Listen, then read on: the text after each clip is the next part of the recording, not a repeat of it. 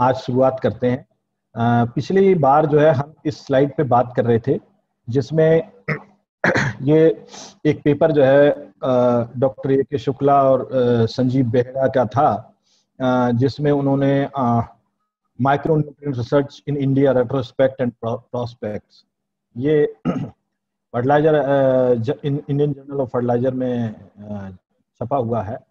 और इसमें उन्होंने जो है इस प्रकार की भारत की मिट्टी में जो माइक्रोन्यूट्रिएंट्स की डेफिशिएंसी, जो कमी है, वो मुख्यतः किन किन मिट्टियों में है और कहाँ कहाँ है, इसका एनालिसिस किया। और इसमें मेरे ख्याल से कई लाख सैंपल्स, उनका टेस्ट जो है एक्रिप परियोजना के तहत जगह जगह सेंटर्स से मंगा के और एनालिसिस किया गया। और मैं आपके साथ इसलिए शेयर कर रहा हूँ कि इसमें मुख्यतः दो माइक्रोन्यूट्रिएंट्स की, दो सूक्ष्म पोषक तत्वों की कमी पाई गई। और जिंक की खासतौर पे लगभग सभी मिट्टियों में, एक दो को छोड़ के। और इसमें जो है ये परसेंट ऑफ सैंपल्स दिया हुआ है, कितने परसेंट सैंपल्स जो है वो डेफिशिएंट थे। और इसी तरह से बोरान के बारे में भी। तो मुख्यतः दो सूक्ष्म पोषक तत्वों की कमी है, और आयरन की भी कुछ जगह कमी, सैंपल्स ज़्यादा डेफिशिएंट पाए गए। और इसमें जो है खासतौर पे जो मध्यम काली मिट्टी है, और जो आपकी महाराष्ट्र वाले और मध्य प्रदेश के कुछ क्षेत्र में है, और साथ में जो आपकी अनम्यूट कर लीजिए, अपना म्यूट कर लीजिए प्लीज। इसी तरह से कुछ उपमॉन्टेन मिट्टी है, इसमें भी आयरन की कमी पाई गई। बाकी जो है बोरॉन की कमी काफी जगह है। तो अब इन सूक्ष्म तत्वों के ऊपर आज हम बात करेंगे थोड़ी सी, और खासतौर पे जिंक और बोरान पे। और उसके बाद जो कुछ सैंपल्स जैसे मैग्नीज के बारे में बताया, 8%।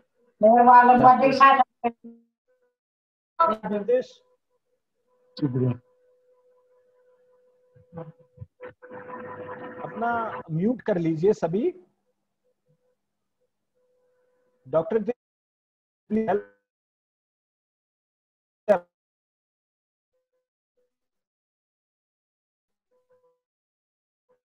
इस तरीके से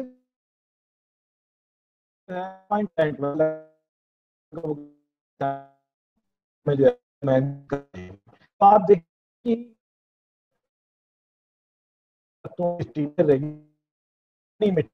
खासतौर पर जो पश्चिमी राजस्थान, वो पश्चिमी राजस्थान है, उसकी मिट्टी में खासतौर पे सभी पोषक तत्व, सूक्ष्म पोषक तत्वों की कमी है। और स्थूल पोषक तत्वों की तो है ही है। इसके अलावा थोड़ी जगह मैग्नीज की कमी और भी पाई गई, जैसे डीप जो गहरी काली मिट्टी है उसमें। और बाकी जो है मुख्यतः जो है जिंक और बोरॉन की कमी थी। तो अब इसमें एक मैग्नीशियम को हम इसलिए नहीं छोड़ा, हालांकि सूक्ष्म पोषक तत्व नहीं है। मैग्नीशियम जो है वो एक एक सेकंड में, हेलो,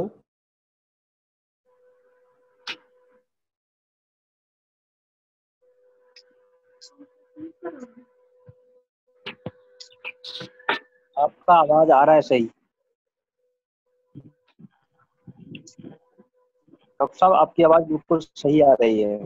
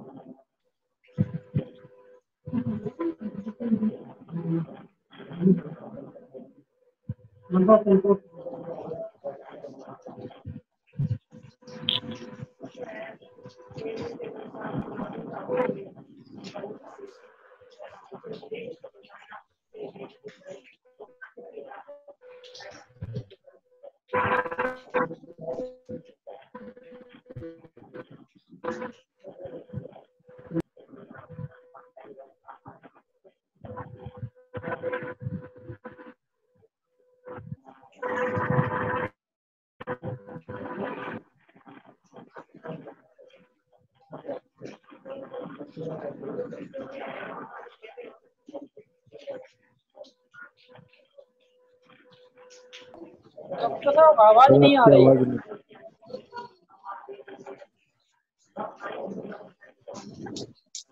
आवाज नहीं आ रही है। आवाज नहीं आ रही है जी सर जी जी। सर, फोन पर बात कर रहे हैं।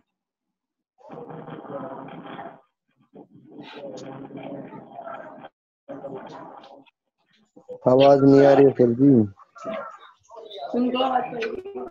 डॉक्टर धर्मेश जी, अभी 1 मिनट का मुझे लगता है उनका माइक डिस्कनेक्ट हो गया है। अभी आप 1 मिनट वेट कीजिए, आवाज आना शुरू हो जाएगी।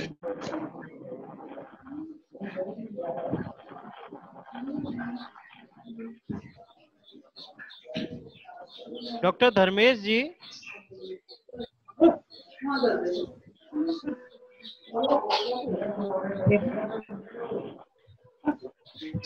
डॉक्टर साहब आप आवाज सुन रहे हैं?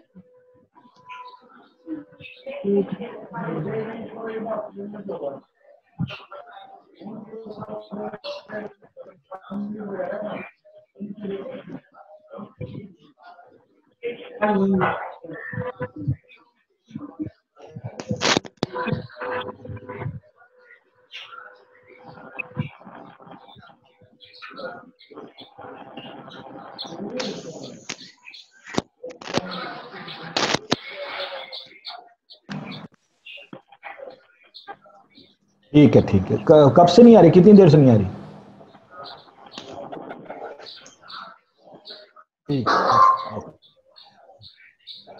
ये आप देखते रहना, ठीक है। हाँ, इसमें हाँ। माइक में कुछ प्रॉब्लम हो रही है ईयरफोन में। कोई बात नहीं डॉक्टर साहब, आप अब आवाज आना शुरू कीजिए, आप बोलिए। तो मैग्नीशियम जो है वो बिल्कुल ठीक इसी तरीके से है, और इसको मैंने जो है पृथ्वी से इसीलिए वो पृथ्वी का जो लगाया था, घूमता हुआ इमेज जो लगा है। ये आप अपना माइक अनम्यूट कर लीजिए प्लीज। कोई जना किसी का माइक चल रहा है, उसमें बैकग्राउंड से आवाज आ रही है, किसी को मशीन चल रही है। सभी को कर रहा हूँ, आप एक बार अपने को अनम्यूट कर लेना डॉक्टर साहब।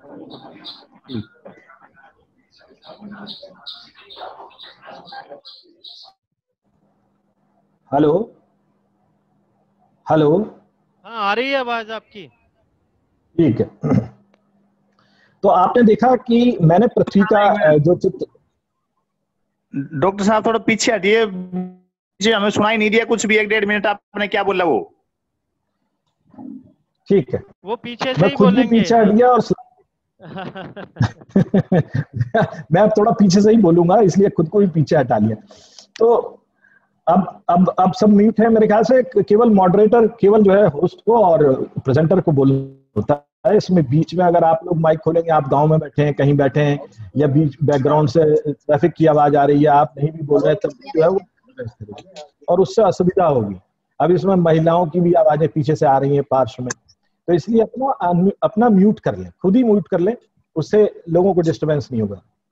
तो मैग्नीशियम की हम बात कर रहे थे। मैग्नीशियम जो है पौधों में फास्फोरस का वाहक है, और ठीक इसी तरीके से है जैसे हमारे खून में हीमोग्लोबिन होता है, और हीमोग्लोबिन में मुख्य कोर तत्व है, इसी तरह मैग्नीशियम जो है वो क्लोरोफिल में एक कोर तत्व है, जैसे हमारे खून में लोहा। तो लोहा हीमोग्लोबिन का मुख्य तत्व है जो ऑक्सीजन का वाहक है हमारे शरीर में। इसी तरीके से पौधों में मैग्नीशियम जो है वो फास्फोरस के वाहक का काम करता है। और आप सभी को मैं बता चुका हूं कि फास्फोरस कितना इंपॉर्टेंट है उपज के लिए और वृद्धि के लिए पौधे की। फास्फोरस एक बहुत महत्वपूर्ण तत्व है। कोशिका विभाजन जो कोई भी जब जिस तरह सजीव कोई भी प्राणी होता है तो उसमें जो है वो कोशिकाओं का विभाजन होके ही उसकी वृद्धि होती है। तो कई कोशिकाएं जो है बनती हैं 1 से 2, 2 से 4। इसी तरीके से पौधों में भी कोशिका विभाजन के थ्रू वृद्धि होती है। और कोशिका विभाजन और प्रोटीन निर्माण, प्रोटीन की बहुत आवश्यकता होती है पौधे को भी वृद्धि के लिए। तो प्रोटीन निर्माण के लिए अभी भी किसी का माइक जो है वो म्यूट नहीं है और इसमें पीछे से आवाज आ रही है। डॉक्टर साहब आप बीच में जरा ये देखते रहिए, बीच में गड़बड़ हो रही है। कुछ लोगों को शायद पता नहीं है कि किस तरह माइक म्यूट करना है। तो फास्फोरस का अपवर्तन मैग्नीशियम के बिना नहीं हो सकता है। और खासतौर पे फॉस्फेट के मेटाबॉलिज्म के लिए और पौधों के सांस लेने के लिए, जैसे पौधे सांस लेते हैं इसी तरह से जैसे हम लेते हैं, पौधे जो है कार्बन डाइऑक्साइड लेते हैं, हम ऑक्सीजन लेते हैं। और कई एंजाइम प्रणाली जो एंजाइम्स चाहिए होते हैं इस तरीके से मतलब वृद्धि के लिए और तमाम मेटाबॉलिक एक्टिविटीज के लिए जो एंजाइम्स हमारे पेट में खाने पचाने के लिए जो है एंजाइम्स होते हैं, इसी तरीके से पौधों में भी एंजाइम्स होते हैं। डॉक्टर साहब बहुत ज्यादा डिस्टरबेंस आ रहा है, हमारी समझ में नहीं आ रही आवाज आपकी। ये डॉक्टर रितेश को बोलिए, ही इज द होस्ट, वो तुरंत जो है म्यूट कर देंगे सबको। डिस्टरबेंस जो है वो इसीलिए आ रहा है, किसी का माइक खुला रहता है, माइक बंद रखना है अपना सबको। ये चीज बताइए, घंटी बजाने की आवाज आ रही है डोर। डॉक्टर रितेश जी,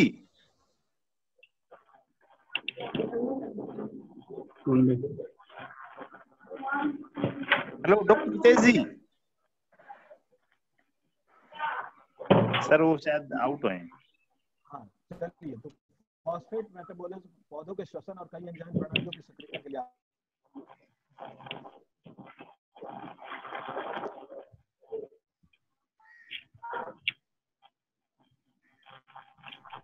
हमारे बीच मिस्टर हुकम सिंह साहब हैं जो इधर उधर टहल रहे हैं और इनका अनम्यूट है। हाँ जी हाँ जी हाँ जी।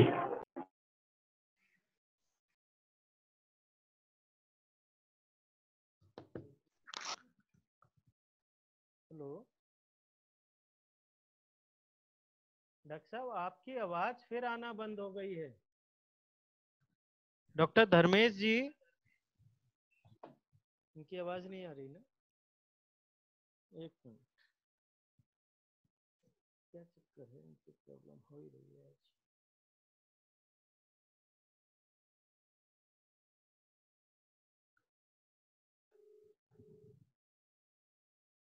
हेलो सर, आपकी आवाज फिर बंद हो गई है।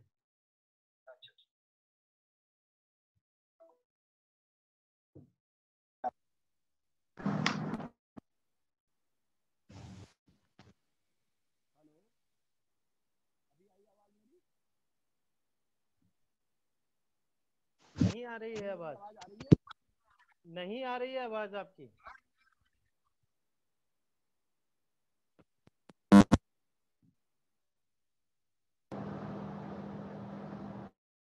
हेलो। हाँ डॉक्टर साहब, अब आपकी आवाज आई है। ठीक है। हाँ। तो इसी तरीके से पीएच जो है वो बहुत अच्छा संकेतक है और मैग्नीशियम की उपलब्धता जो है खास तौर पे ज्यादा सेंसिटिव है, तो मैग्नीशियम की उपलब्धता जो है पीएच कम होने पे कम हो जाती है। अब आप देखें आगे की इन फसलों, ये मैंने कुछ चित्र डाल रखे हैं और इसमें जो है मैग्नीशियम की कमी के लक्षण दिखाई दे रहे हैं। तो आपने देखा था कि जिस तरह से पोटेशियम में किनारी से पीला पड़ता है और टिप्स पीली पड़ती हैं, इसमें नाइट्रोजन की कमी में जो है वो पुरानी पत्तियों में पीलापन होता है, सल्फर की कमी में जो है पत्ती के बेस से पीलापन शुरू होता है। लेकिन मैग्नीशियम की कमी से आप देखेंगे जो मिडरिप्स हैं, जो इसकी वाहिकाएं हैं पत्तियों की, उन वाहिकाओं के बीच में पीलापन है। ये आपको सभी को दिखाई दे रहे होंगे। इसमें जो है सभी फसलों में लगभग जो है वो पीलापन जो आ रहा है वो मिड रिब के किनारे और रिब्स के बीच में आ रहा है, मतलब जो उनकी लकीरों के तरीके से पीलापन आ रहा है एक जो वाहिकाएं हैं उनके बीच में पीलापन आ रहा है, लगातार पीलापन नहीं है, बीच में है। फिर धीरे धीरे इसमें लगातार पीलापन आ जाएगा और पत्ती जो है फिर धीरे, आप हल्दी की पत्ती जैसे देख रहे हैं, इस तरीके से पत्ती जो है फिर बाद में इस तरीके से सूख जाती है, नेक्रोसिस हो जाता है। और इसी तरीके से सभी में जो है वो मिडरिब्स और जो वाहिकाएं हैं इसकी, उनमें पीलापन नहीं है, लेकिन उनके बीच में पीलापन है। ये इस तरीके से है बिल्कुल जैसे कि खून की कमी हमारे शरीर में है, तो हमारे जैसे हमारे जगह जगह हथेलियों को देखते हैं डॉक्टर, आंखों को देखते हैं और उससे पता लगाते हैं भाई खून की कमी है, लाल रक्त की कणिकाओं की कमी है। इस तरीके से पत्तियों में जो वाहिकाएं हैं वो क्लोरोफिल नहीं ले जा पाती हैं, क्लोरोफिल उतना ज्यादा नहीं वो होता है। ये मैग्नीशियम की कमी का मुख्य कारण है। अब हम जिंक पे बात करते हैं। जिंक जस्ता एक सूक्ष्म पोषक तत्व है और जो जितने भी ग्रोथ के एंजाइम्स होते हैं, जितने भी पौधे की वृद्धि के लिए जितने भी एंजाइम्स हैं, उनके लिए जो है जिंक जो है बहुत इंपॉर्टेंट है। और उनके सिंथेसिस के लिए जो एंजाइम्स जो बनते हैं, उनके सिंथेसिस के लिए, बनाने के लिए, और कुछ मेटाबॉलिज्म एक्टिविटीज जो होती हैं, चय अपचय जो प्रक्रियाएं होती हैं, उनको बढ़ावा देने के लिए इनिशियली जो है ग्रोथ की शुरू में भी बहुत जरूरत होती है जिंक की। पौधे के शुरू में भी बहुत आवश्यक ग्रोथ में। हेलो हेलो और शुरुआती विकास के चरणों के अलावा इसकी जिंक की आवश्यकता फिर बाद में भी पड़ती है, क्योंकि जितने भी आपके रिप्रोडक्टिव जो होते हैं, जो पौधे में फूल और उसके फूलों के जो स्टिग्मा होते हैं, जो एंथर्स होते हैं, पॉलन होते हैं, परागकण जिन्हें कहते हैं आप, तो ये जो है रिप्रोडक्टिव ऑर्गन्स, मतलब जो जितने भी जो है उसको आई मीन उसको आगे बढ़ाने के लिए जो तरीके से हमारे बीच में, हमारे शरीर में इस तरह से रिप्रोडक्टिव ऑर्गन होते हैं। और इसी तरह पौधे में भी रिप्रोडक्टिव ऑर्गन, फूल, और फूल में जो है फिर वो stigma, female flower, male flower, उनमें जो है जो एंथर्स वगैरह होते हैं, उनको जिंक की कमी जो है बहुत प्रभावित करती है। और उसकी वजह से फिर कई बार क्या होता है कि जो उसके जो जैसे धान में स्टेराइल हो जाते हैं, अगर बाद में जिंक नहीं उपलब्ध हुआ, शुरुआत में ग्रोथ के लिए और बाद में उसकी जो रिप्रोडक्टिव ऑर्गन्स हैं और उसके जो पेनिकल्स हैं, जैसे कि धान की बाली में आप देखेंगे कि स्टेरिलिटी आ जाती, फ्लावर जो है स्टेराइल हो जाते हैं। मतलब इसको अगर हम हिंदी में कहें तो मतलब डॉक्टर रितेश आप यहाँ हैं? हेलो हेलो हेलो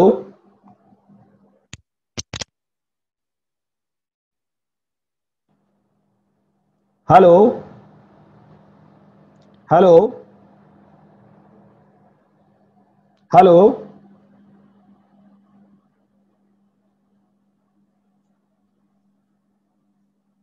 क्षमा कीजिएगा, इसमें बीच में जो थोड़ा सा स्पीकर्स का प्रॉब्लम हो रहा है।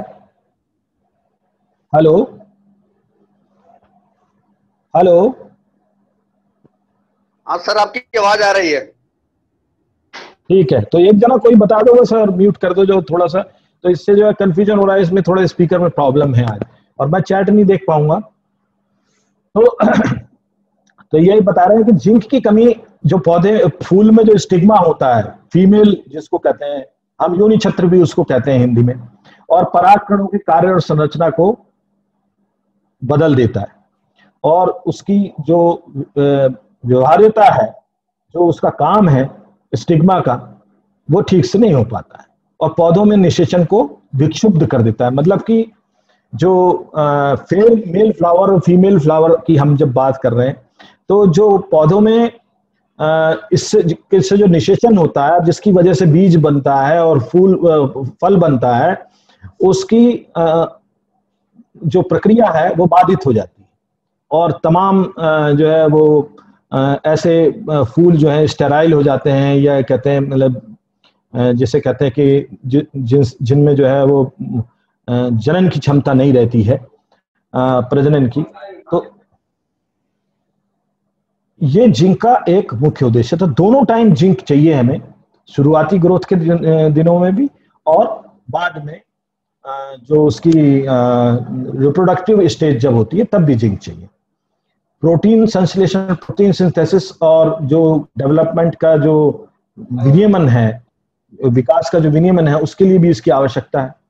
तो जिंक की कमी के कारण क्या होता है कि हार्मोन्स की कमी हो जाती है, और हार्मोन्स की कमी होने के कारण इंटरनोड्स जो होते हैं, जो पौधे के स्टेम में जो इंटरनोड्स आते हैं ना, जो बीच में जैसे आप, मुझे इसका इंटरनोड की हिंदी का शब्द एकदम से याद नहीं आ रहा है, इसमें जो है इंटरनोड्स जो होते हैं बीच बीच में,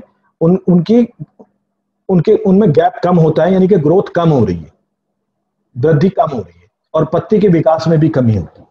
पौधों के भीतर जिंक बहुत ही कम मोबाइल होता है, इतना ज्यादा फास्ट लोकेशन उसकी जो मूवमेंट है वो नहीं होता है। ये तो आपको बेसिक बात ये है कि पौधों में दो तरीके से पोषक तत्वों का नलियों में प्रवाहन होता है, एक जाइलम होते हैं, एक फ्लोएम होते हैं।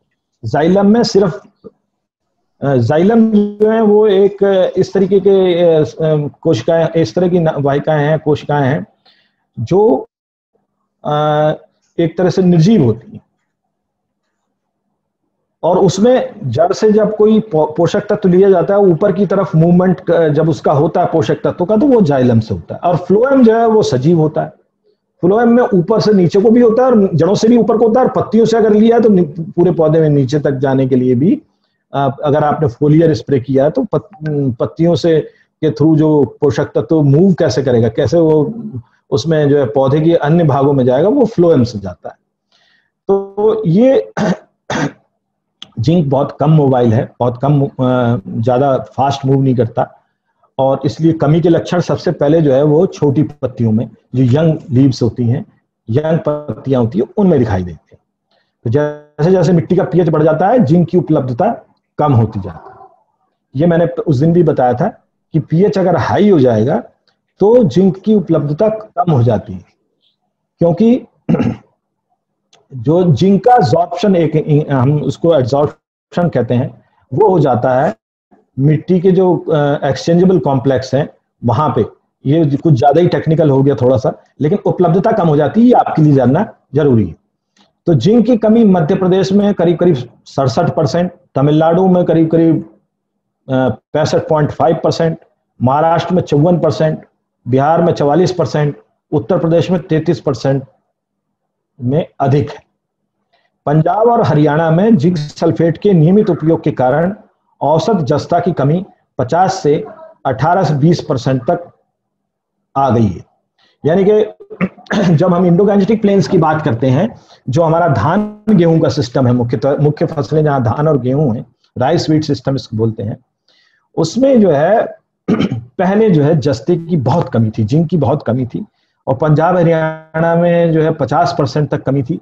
लेकिन जो पिछले कई वर्षों में जो शोध हुआ, और काफी बहुत, मतलब प्राइवेट सेक्टर ने, फर्टिलाइजर कंपनियों ने भी एक अच्छा वो लिया, और सरकार ने तो लिया ही, सरकारी एजेंसियों ने भी इसमें एक अच्छा इनिशिएटिव लिया, और जिसकी वजह से जो है जस्ते का जिंक का एप्लीकेशन बढ़ गया, और किसानों ने जो है जिंक सल्फेट, जिंक जो है वो धान में डालना शुरू किया, और डालने की वजह से आज की तारीख में जो पंजाब हरियाणा में जहां 50% तक कमी थी, वो अब 18 से 20% तक आ गई।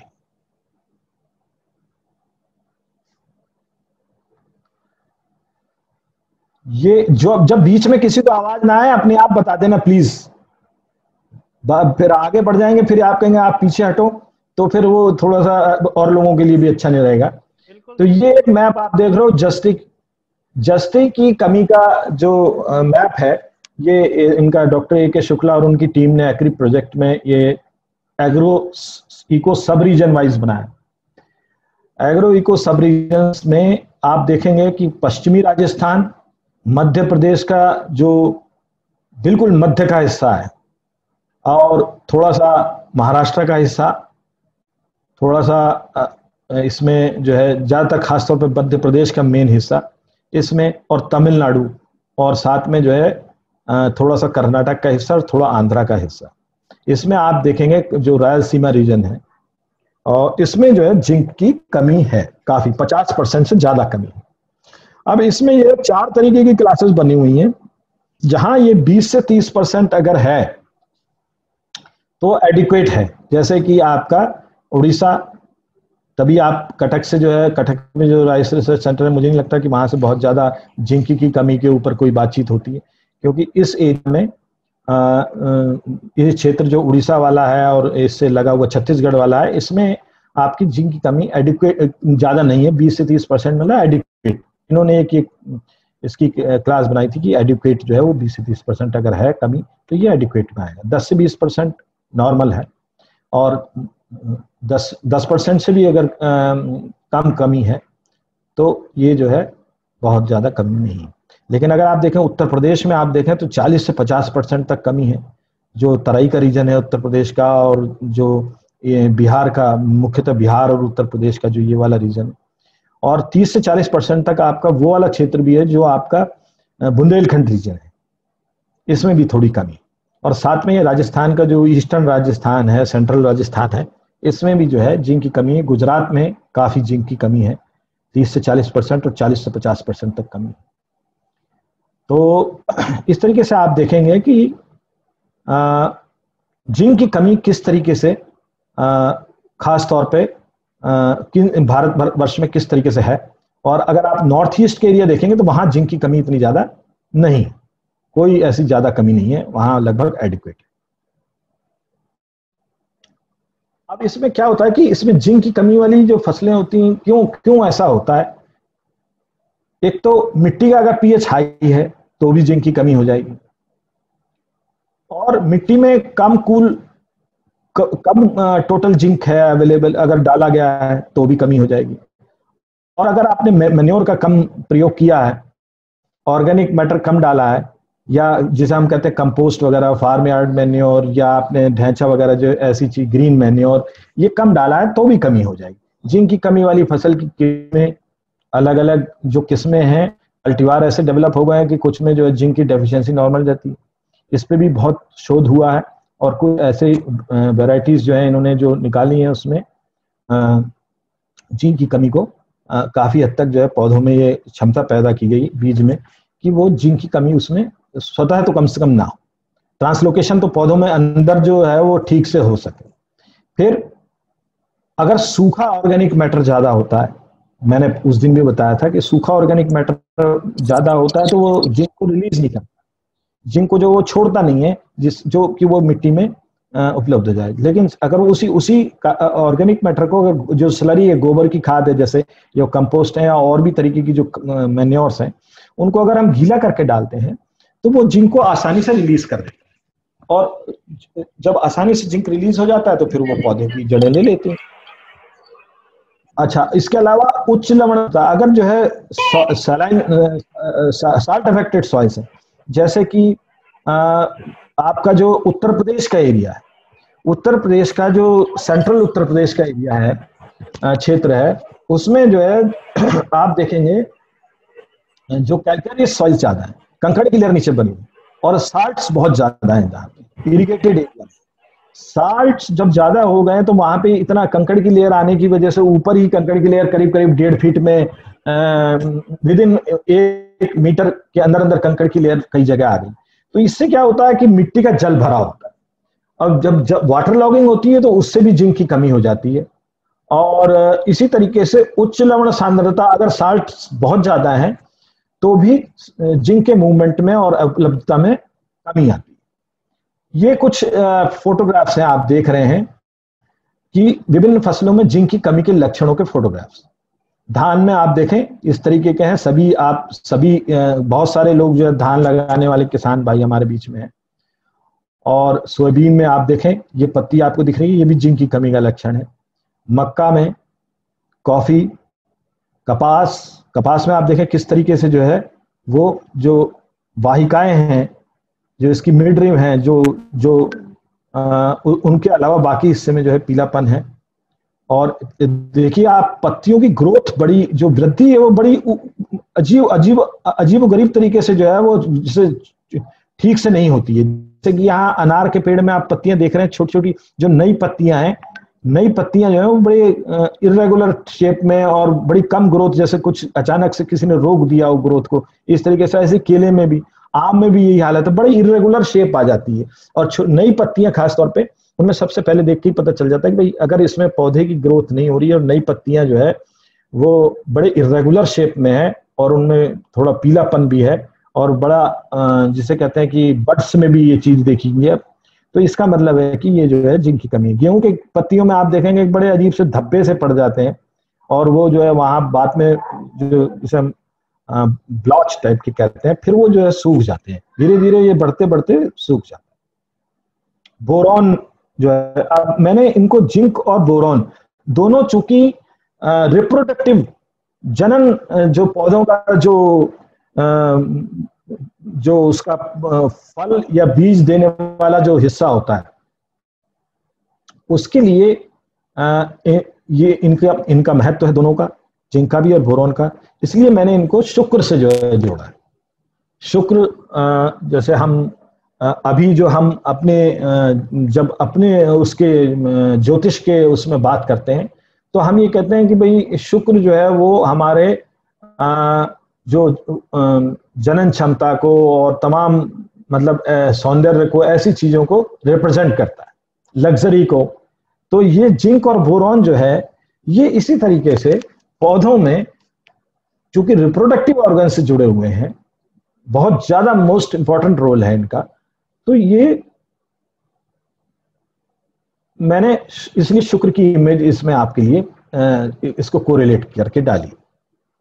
अब बोरॉन क्या होता है? चावल में बोरॉन की कमी से फूल की कमी की कली का गर्भपात हो जाता है। धान में अगर बोरॉन की कमी है तो जो फूल फ्लावरिंग हो रही है,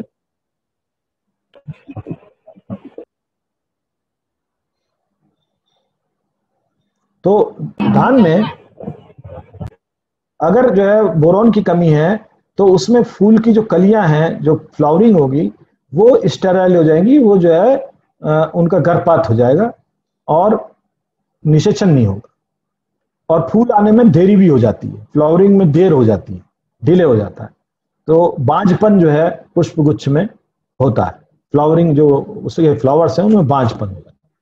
कमी और विषाक्तता के बीच की रेखा अन्य आवश्यक पोषक तत्वों की तुलना में संकीर्ण है। मैंने बताया था कि बड़ी नैरो रेंज होती है, बड़ी छोटी रेंज में जो है उपलब्धता बोरॉन की निर्भर करती है।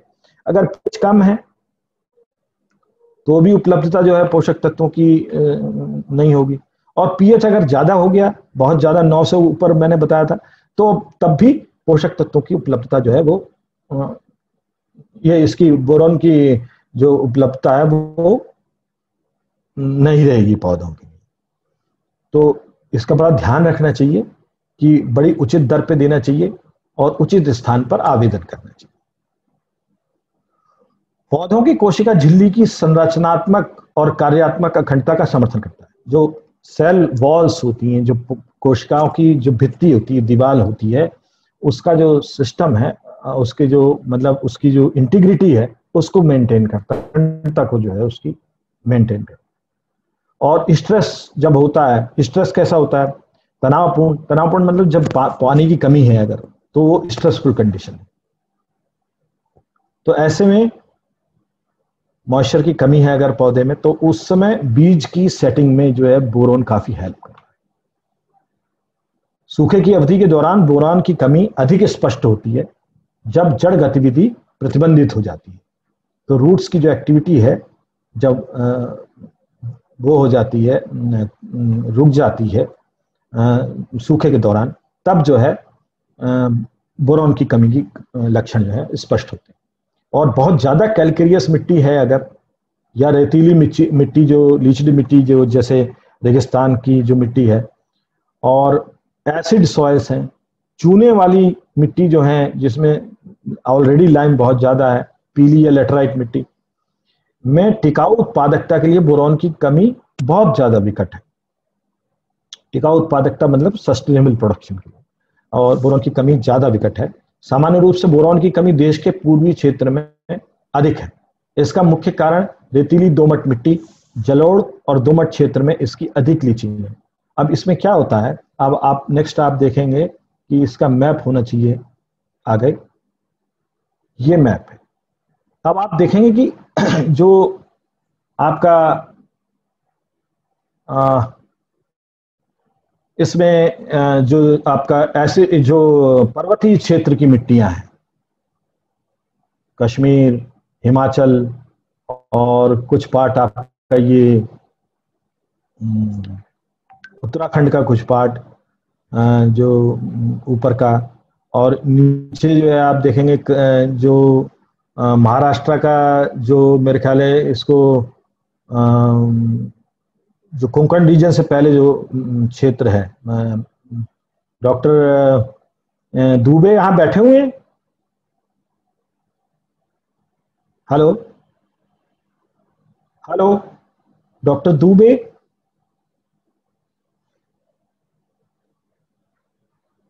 मेरे ख्याल में डॉक्टर किशोर दुबे अभी है नहीं यहाँ पे। तो आप देखेंगे कि जो आपका रायलसीमा का रीजन है और बेंगलोर के आसपास तुमकुर कोलार वाला जो एरिया है, यहाँ पर जो है काफी कमी है। और इसके अलावा सबसे ज्यादा कमी जो है वो आपकी झारखंड में दिखाई दे रही है। लैटराइट मिट्टी वहां पे है, और साथ में जो है ये बीच में जो हिस्सा है काली मिट्टी का, यहाँ पे ये आपका महाराष्ट्र का हिस्सा है। महाराष्ट्र में काफी कमी बोरॉन की दिखाई दे रही है, जबकि मध्य प्रदेश में जिंक की कमी बहुत ज्यादा थी और राजस्थान में, लेकिन बोरॉन की कमी यहाँ बिल्कुल नहीं है, यहाँ ठीक ठाक है।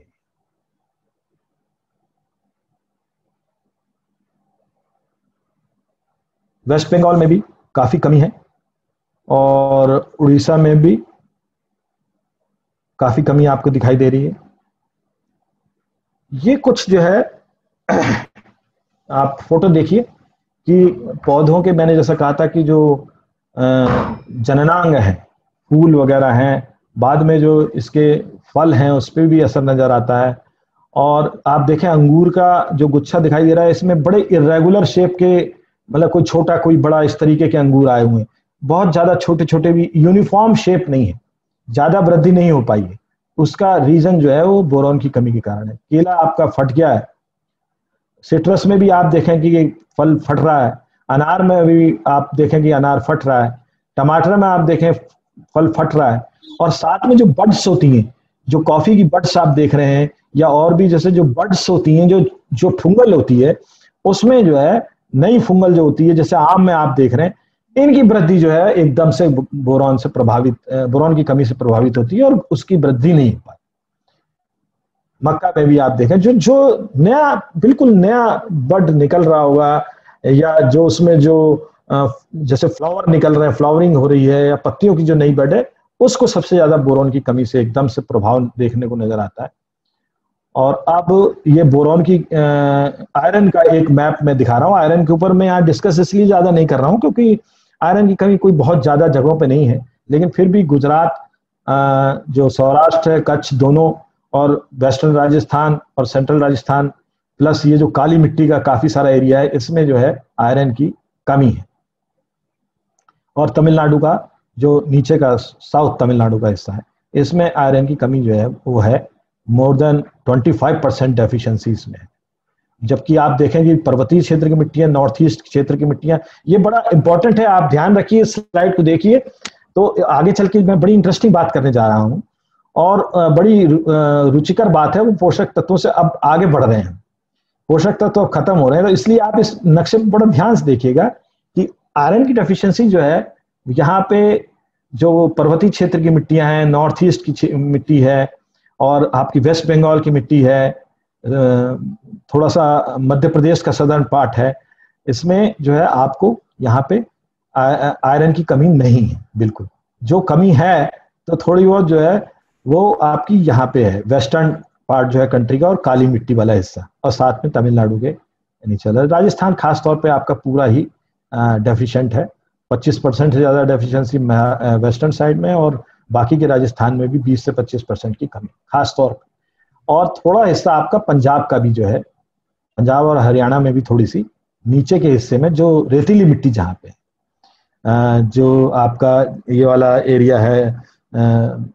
सिरसा, हिसार, और साथ में जो है ये अपना रेवाड़ी, ये जो सदर्न पार्ट है, इसका वेस्टर्न पार्ट है हरियाणा का और सदर्न पार्ट, इसमें आयरन की कमी है क्योंकि रेतीली मिट्टी में तो नॉर्मली मैंने आपको बताया सभी पोषक तत्वों की कमी लगभग होती है।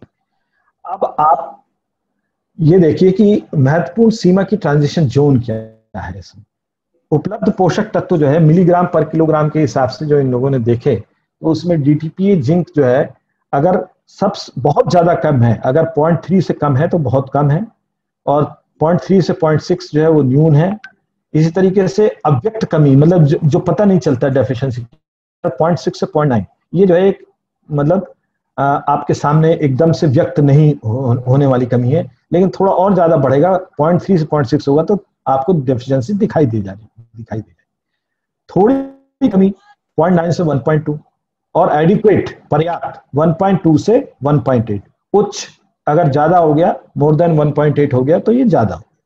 तो आप सभी में देखेंगे कि पर्याप्त जो है 1.2 से 1.8 जिंक के केस में है, आयरन जो है वो 8.5 से 10.5 है, तांबा 0.8 से 1 है, डीटीपीए मैग्नीज 7 से 9 है, और इसी तरीके से आपका जो ये है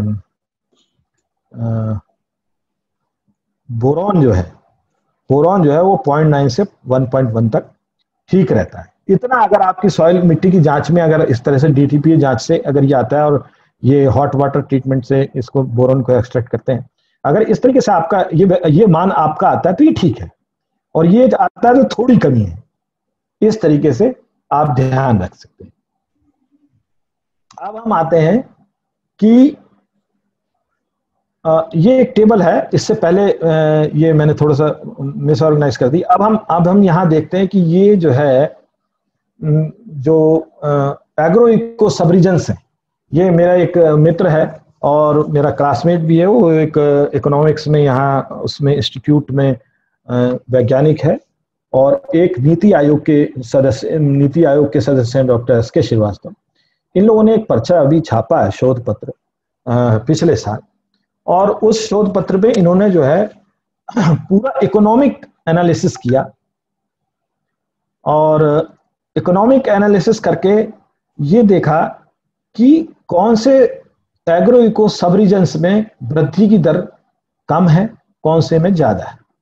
तो पहले तो जो है वो डिस्ट्रिक्ट वाइज भी इन्होंने डेटा कलेक्ट किया, और उसको फिर इंटरपोलेट करके उसके बेसिस पे एग्रो इको सब रीजन पे इसको ये एक क्लासिफिकेशन किया, एक इंडेक्स निकाला, एग्रीकल्चर डेवलपमेंट इंडेक्स, कहाँ कहाँ क्या क्या वृद्धि हुई है, किन किन कुछ मानक उन्होंने लिए, और उन मानकों के आधार पे निर्धारित किया कि कौन से जगह वृद्धि ठीक से नहीं हुई है, जहां फोकस चाहिए सरकार को करना चाहिए, और सभी एजेंसियों को जो है, जो स्टेक होल्डर्स हैं उनको जो है कहाँ पे ध्यान देना चाहिए सबसे पहले, और कहाँ सबसे ज्यादा वृद्धि हुई है, जहां जिसको जो है बाद में भी देखा जा सकता है प्रायोरिटी पे मतलब किसको देखना चाहिए। अब ये जो है एक टेबल है, यहाँ पे इन्होंने ये मान कि कितना भौगोलिक क्षेत्र मिलियन हेक्टेयर में, किसान की आय कितनी थी, और फसल उत्पादन कितना था, प्रति श्रमिक कृषि उत्पादन कितना था, फसल की गहनता कितनी है। फसल की गहनता से आप मतलब मुझे लगता है आप लोग समझते होंगे कि जब आप अगर आप जो है पूरे साल में एक फसल लेते हैं तो वो आपकी 100% है, अगर आप 2 फसलें लेते हैं तो 200%, और अगर आप 3 फसलें लेते हैं तो 300% है। इसको इस तरह भी देख सकते हैं कि अगर एक साल में 2 फसलें लेते हैं, ये इन्होंने 2 फसलें लेके चले हैं, तो एक साल में 1 फसल लेते हैं तो 50%, और 2 फसल लेते हैं तो 100%, और 3 फसलें लेते हैं तो 150%। ये फसल की गहनता है। तो इन्होंने ये देखा कि उच्च विकसित जो क्षेत्र हैं देश के, उनमें फसल की गहनता 150%, मतलब तीन फसल ले रहे हैं। और इसी तरीके से जो थोड़े से मध्यम विकसित हैं उनमें एक तरीके से पूरी तरीके से 3 नहीं कहा जाएगा, लेकिन 3 के लगभग ही इसमें भी ले रहे हैं, इसमें भी 3 के लगभग ले रहे हैं, लेकिन इंटेंसिटी, क्रॉपिंग इंटेंसिटी कम है, फसल की गहनता का प्रतिशत कम है। सिंचाई कवरेज, सिंचाई का कितना एरिया जो है सिंचाई में है, क्षेत्र सिंचित है, कितना नहीं है, इसके बेसिस पे तो आप देखेंगे कि जो उच्च विकसित, मध्यम विकसित, सामान्य विकसित और कम विकसित, इस तरीके से इन्होंने 4 भागों में बांटा। और इस तरीके से भूजल विकास, ग्राउंड वाटर का कितना डेवलपमेंट उस क्षेत्र में हुआ है, तो लगभग उच्च विकसित में अगर 80% के आसपास है तो सबसे कम विकसित में करीब 38% के आसपास। उर्वरक कितना कंजम्पशन है, कितना उर्वरक जो है प्रति हेक्टेयर, कितने किलोग्राम उर्वरक इसमें यूज हो रहा है, तो इन्होंने देखा कि भाई जहां 160 है वहां पे उच्च विकसित है और जहां पे 65 के करीब है वो कम विकसित है। इस तरह से इन्होंने इसको, और कितनी मार्केटिंग हो रही है, क्रेडिट कितना किसानों ने यूज किया है, कितना मतलब वाकई में क्रेडिट की जो लोन की सुविधाएं हैं वो किसान कितने जगह प्रति हेक्टेयर, कितने रुपए प्रति हेक्टेयर किसान ले रहे हैं। तो इसमें देखा गया कि उच्च विकसित में सबसे ज्यादा लोग जो है वो लोन लेते हैं, क्रेडिट लेते हैं, और सबसे कम उपलब्धता लोन की जो है वो कम विकसित में क्षेत्रों में है। तो इसके बेसिस पे इन्होंने इस तरीके की, और टेक्निकल एडवाइजरी, कितने लोगों की पहुंच है, कहीं पे जो ज्यादा लोग टेक्निकल एडवाइजरी का फायदा उठाते हैं और कहीं पे जो है बहुत, इसका भी आधा 50% से भी कम जो है वो कम विकसित क्षेत्रों में उठाते। तो ये इन्होंने ये मानक बना के इसको विभाजित किया कि एग्रो इको सब रीजन वाइज अगर देखा जाए, क्योंकि एग्रो इको सब रीजन वाइज जो है पूरे विश्व में इस समय कह रहे हैं कि विकास की जो कृषि के क्षेत्र में विकास की जो परियोजनाएं हैं या विकास के ऊपर जो प्लानिंग करनी चाहिए वो इसको ध्यान में रख के करनी चाहिए कि वहाँ की मिट्टी कैसी है, वहाँ का क्लाइमेट कैसा है, वहाँ अगर क्लाइमेट चेंज जो है इस समय ज़्यादा, जलवायु परिवर्तन बहुत ज़्यादा सबका ध्यान खींचे हुए है, तो इन चीज़ों को ध्यान में रख के ही क्षेत्रों का जो है क्लासिफिकेशन कर लिया जाए, उनको उनकी सीमा रेखा खींची जाए और तब उनके विकास के ऊपर अलग अलग तरीके से उनके ऊपर ध्यान दिया जाए, नीतियां बनाई। तो आप देखेंगे कि वेस्टर्न राजस्थान, झारखंड, छत्तीसगढ़, उड़ीसा और मध्य प्रदेश का जो ईस्टर्न पार्ट है, ये सारा हिस्सा जो है, और ऊपर का ये लद्दाख, लेह लद्दाख का, और नीचे जो आपका मिजोरम वाला हिस्सा जो है, और इधर वेस्टर्न राजस्थान, इधर जो है कोंकण का। हेलो, कोई कुछ कहना चाह रहा था? नहीं सर, ठीक है, ठीक है। तो ये जो हिस्से, ये सबसे कम डेवलप्ड एरिया है जहां पे सभी चीजों का विकास बहुत कम हुआ है। चाहे वो यहाँ फसलें भी कम होती, क्योंकि लेटराइट मिट्टी, मैंने आपको बताया था, लेटराइट मिट्टी और लाल मिट्टी में जो है थोड़ी सी उपजाऊ, बहुत कम उपजाऊ होती है। सिंचाई के साधन बहुत कम उपलब्ध हैं, सिंचाई बहुत ज्यादा सिंचित एरिया नहीं है। तो ये भी मैंने बताया था कि लाल मिट्टी में अगर इरिगेशन ज्यादा है तो इसको इरिगेशन आप सिंचित बना के इसको इसकी वो बढ़ा सकते हैं। लेकिन आप अगर ये देखेंगे मध्य प्रदेश का जो ये वाला हिस्सा है, आपका वेस्टर्न हिस्सा है, राजस्थान का जो ईस्टर्न हिस्सा है, काफी सारा हिस्सा राजस्थान का भी, और इधर जो है पंजाब, हरियाणा, उत्तर प्रदेश का जो हिस्सा है, ये वेस्टर्न उत्तर प्रदेश, और साथ में जो है ये जो एरिया, और वेस्ट बंगाल, इनमें, और ये आपका केरला का जो कुछ हिस्सा, इनमें जो है विकास ज्यादा हुआ है, ज्यादा विकसित हुए ये क्षेत्र। अगर हम, इन्होंने जो है एक्चुअली इसको इन्होंने जो है इंटरपोलेट किया, इसको जो है, इसको एग्रो इको सब रीजन वाइज इसको इंटरपोलेट किया। नहीं तो अगर जिलेवार देखें आप, इन्होंने जिलों का वो डाल रखा, कौन से जिले हैं, तो आप देखेंगे बहुत सारा पंजाब, हरियाणा और वेस्टर्न उत्तर प्रदेश का हिस्सा जो है काफी हद तक, और तराई का हिस्सा, ये जो है काफी अच्छा डेवलपमेंट वेस्ट बंगाल में है। बाकी जो विकास है वो नॉर्थ ईस्ट में भी कम है, और मध्य प्रदेश में कुछ बीच के हिस्से में है, लेकिन ज्यादातर जो है वो मॉडरेट मध्यम विकास है। लेकिन राजस्थान का जो मैंने जैसा बताया, झारखंड, उड़ीसा, छत्तीसगढ़ यहाँ पे, और लेह लद्दाख, जम्मू कश्मीर का कुछ हिस्सा, मिजोरम, यहाँ पे विकास बहुत कम हुआ और इसको जो है ध्यान देने की आगे जो नीतियां बन रही हैं उस पर इनको प्रायोरिटी पे ध्यान देना चाहिए। अब इसमें जब हम आगे बढ़े तो ये पतंजलि की जो पतंजलि ने जो परियोजना ली थी उसमें जो फार्मर्स को ट्रेनिंग दिया और 1 एकड़ की फार्म लैब जो है वो 1 एकड़ की कई जगह जो है फार्मर्स को ट्रेन करके वहां पे जो है फार्मर ट्रेनर्स के यहाँ लगाई। एक तरह से फार्मर पार्टिसिपेशन की लिए ये किया गया इनिशिएटिव, और ये जो है एनएसडीसी की सहयोग से जो है ये इन्होंने किया, agriculture skill council of India और नेशनल स्किल डेवलपमेंट कॉरपोरेशन। तो ये आप देखेंगे कि यहाँ पर इसमें ज्यादातर जो फार्म लैब्स हैं वो इसमें हरियाणा में, और आपका जो ये थोड़ा सा वेस्टर्न यूपी का हिस्सा है, और इधर फिर ईस्टर्न यूपी का हिस्सा है, और बिहार का हिस्सा है यहाँ पर, और साथ में मध्य प्रदेश का बुंदेलखंड का हिस्सा है। यहाँ पर आपका काफी हुआ, क्योंकि ये पहला अनुभव था और बहुत सारे चीजों को जो है बाद में इसको देखा गया कि आप ये देखेंगे कि यहाँ पे मैंने दिखा रखा है कि एग्रो इको सब रीजन्स जो सबसे ज्यादा डेवलप्ड है, और कुछ फिर मध्यम रूप से विकसित, और सामान्य विकसित, और सबसे कम विकसित। अब सबसे कम विकसित जो है वो झारखंड, उड़ीसा और मध्य प्रदेश का जो ईस्टर्न का हिस्सा है, और छत्तीसगढ़, प्लस आपका वेस्टर्न राजस्थान और लेह लद्दाख, और फिर साथ में ये नॉर्थ ईस्ट में मिजोरम और इस सिक्किम, ये हिस्सा जो है सबसे कम विकसित एईएसआर में था। और मैं पिछले मैप पे आपसे ध्यान देने को कह रहा था, इसलिए जब मैं कह रहा था, आप देखिए आयरन की कमी वाला जो मैप था उसमें जो है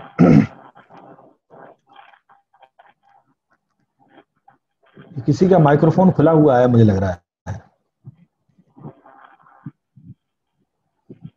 राफेल लैंडिंग की आवाज आ रही है। तो जो विकसित, मध्यम विकसित, और फिर उसके बाद जो है सामान्य विकसित और सबसे कम विकसित, इनमें सबसे ज्यादा ध्यान देने की जरूरत है, खास तौर पे जो एरिया जहाँ पे सिंचाई वगैरह नहीं है। और अब इसमें आगे मैं जो मैप इसके बाद दिखाने वाला हूँ उसको देख के ये समझ में आएगा कि ऑर्गेनिक फार्मिंग कहाँ पे ज्यादा मतलब सही तरीके से की जा सकती है, और जहां पर कहां पर जो है ऑर्गेनिक फार्मिंग फिलहाल बहुत सही तरीके से नहीं की जा सकती। अब इसमें 2 तरीके के इसमें वो आएंगे, वो मैं आगे अभी अगले 5-7 मिनट के अंदर डिस्कस कर रहा हूँ। तो ये आप मैप देखेंगे, पतंजलि के जो फार्मर लैब्स हैं 1-1 एकड़ की, ये क्षेत्र में कहाँ है पूरे देश में, ये आपको दिखाई दे रहे हैं। और ये एग्रो इको सब रीजन्स के कोड हैं जो एनबीएसएस ने, national bureau of soil survey and land use planning वालों ने दिए। ये फिर कहाँ ट्रेनिंग ऑर्गेनिक फार्मिंग की हुई, आरपीएल ट्रेनिंग्स जो दी गई कहाँ हुई, आप देखें लगभग पूरा ही जो है ईस्टर्न जो है पार्ट कवर्ड है, साउथ में भी आपका आंध्रा थोड़ा कवर्ड है, कर्नाटक का थोड़ा सा पार्ट कवर्ड है, महाराष्ट्र में काफी है, मध्य प्रदेश में बुंदेलखंड रीजन, और इधर राजस्थान का ये झालावाड़ वाला एरिया है। तो इसमें जो है आप देख सकते हैं ये आपको दिखाई दे रहा है। अब आता है कि क्रीडा ने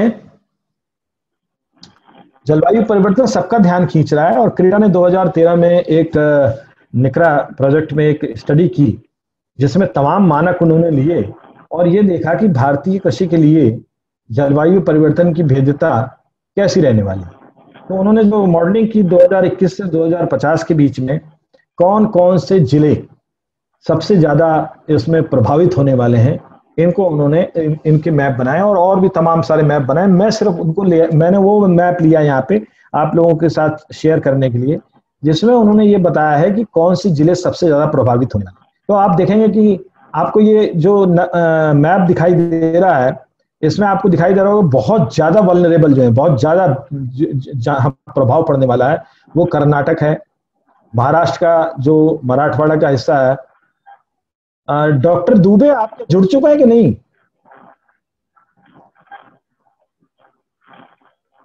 मुझे लगता है डॉक्टर दुबे फिर जो दोबारा से जुड़ नहीं पाए हैं। और तो ये आपका राजस्थान है, गुजरात है, और तमिलनाडु का कुछ एरिया, खासतौर पे कर्नाटक, महाराष्ट्र, मध्य प्रदेश का पश्चिमी हिस्सा और राजस्थान, गुजरात, ये सबसे ज्यादा प्रभावित होने वाले क्षेत्र हैं। इनमें सबसे ज्यादा जिले प्रभावित होने वाले हैं। जलवायु परिवर्तन में जब तापमान बढ़ेगा 21 से 50 के बीच में, और तापमान काफी बढ़ भी रहा है, वो कि कभी दूसरा एक हम इसमें चर्चा रखेंगे। दूसरा एक जो है मैं कुछ आपको दिखाऊंगा, शेयर करूंगा आप लोगों के साथ दूसरे किसी लेक्चर में, वो जलवायु परिवर्तन के ऊपर हम बात करेंगे, तब जो है इसके ऊपर विस्तार से चर्चा होगी।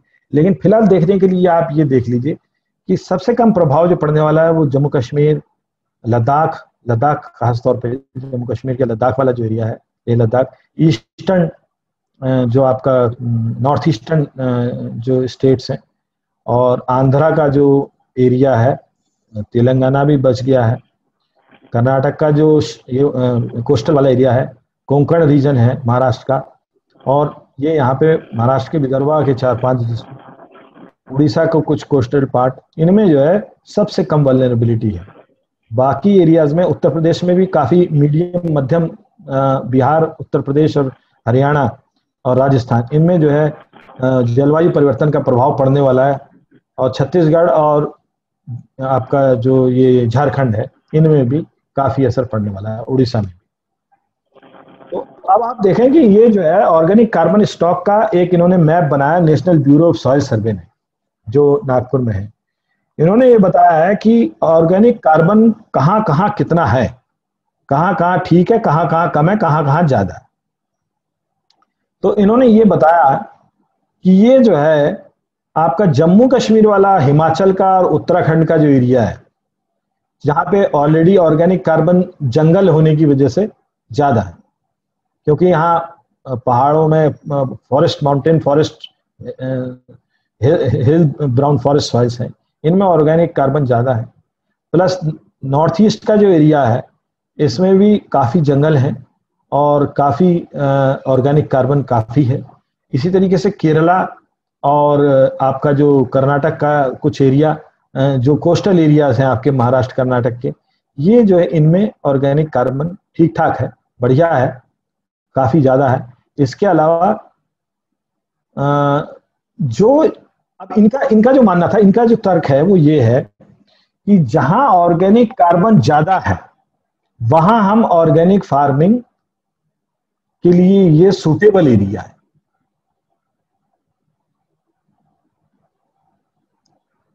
और जहां ऑर्गेनिक फार्मिंग सबसे कम है, जैसे कि राजस्थान में आप देखें, ये वेस्टर्न, बिल्कुल वेस्टर्न जो जैसलमेर वाला एरिया और जो ये वेस्टर्न राजस्थान है, इसमें बिल्कुल एकदम नील ही 0 से 10% मतलब बिल्कुल ही कम है, एकदम ही गायब।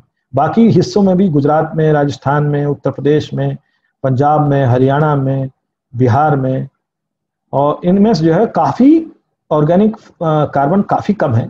ऐसे ही तेलंगाना में, आंध्रा में भी, मेरे ख्याल से सभी जगह कम है। थोड़ा बहुत एमपी, महाराष्ट्र का विदर्भ रीजन है, उड़ीसा है, छत्तीसगढ़ है, इनमें थोड़ा सा ठीक है, झारखंड है, बाकी में सब में कम है।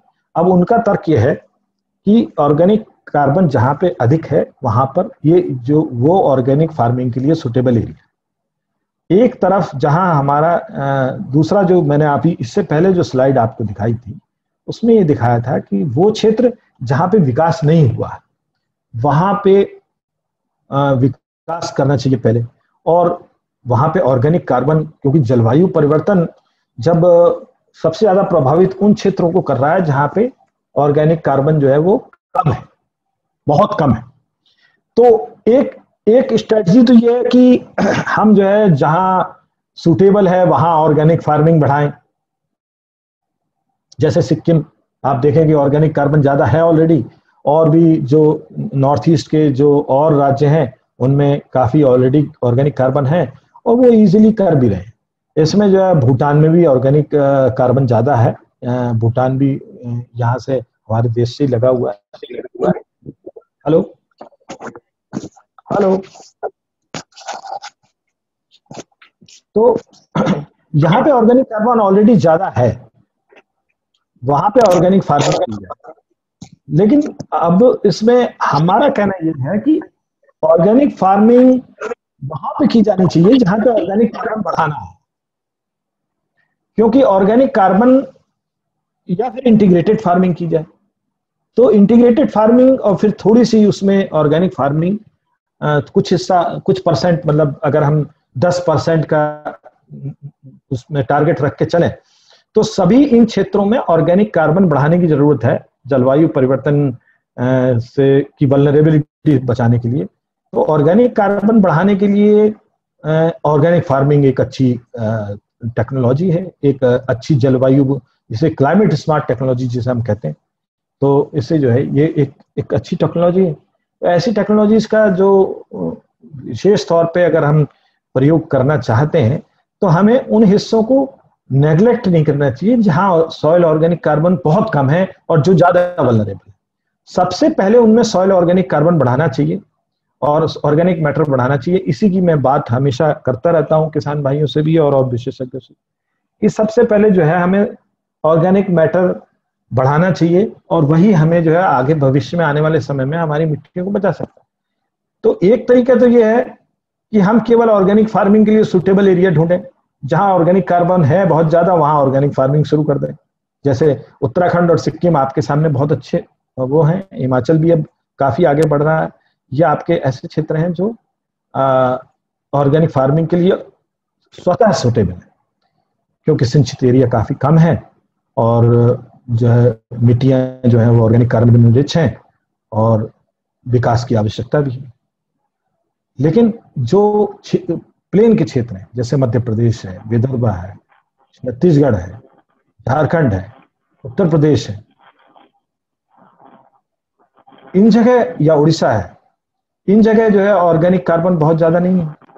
तो इनमें ऑर्गेनिक कार्बन बढ़ाने की आवश्यकता है, खासतौर पर उत्तर प्रदेश, पंजाब, हरियाणा, उनमें तो ऑर्गेनिक कार्बन बढ़ाने की बहुत ही अधिक तेजी से आवश्यकता है, क्योंकि जो ज्यादातर हिस्सा इसका जो है पंजाब, हरियाणा, उत्तर प्रदेश, बिहार, ये आपका और वेस्ट बंगाल, ये सारा हिस्सा आपका जो है पूरा इंडो गैंजेटिक प्लेन्स में आता है, जो करीब करीब 50% से ज्यादा का भोजन देश के लिए यही उपलब्ध कराता है।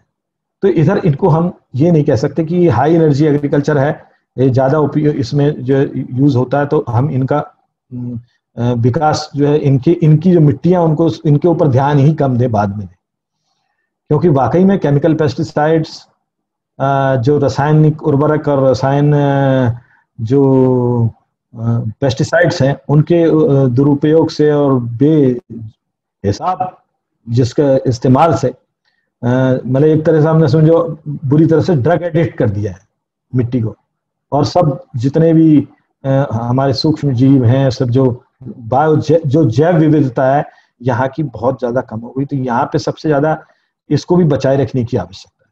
इसलिए इसको बचाने के लिए यही तरीका है कि सॉइल ऑर्गेनिक कार्बन सब जगह जहां जहां कम है वहां बढ़ाया जाए। ऑर्गेनिक कार्बन बढ़ाने के लिए हमें ऑर्गेनिक फार्मिंग एक तरीका है, एक अच्छी टेक्निक है। इसके अलावा जैसे भाई बीच में ये कहा गया कि भाई आप एक पशु जरूर पालें, गाय जरूर पालें, तो गाय की आप सेवा कर लेंगे, पहले भी हमारे इतिहास में कहा गया है। इस तरीके से आप जो है आपको गोबर की खाद और तमाम बहुत सारी चीजें ऐसी उपलब्ध हो जाएंगी जो आप अपने खेतों में डाल के ऑर्गेनिक कार्बन बढ़ा सकते।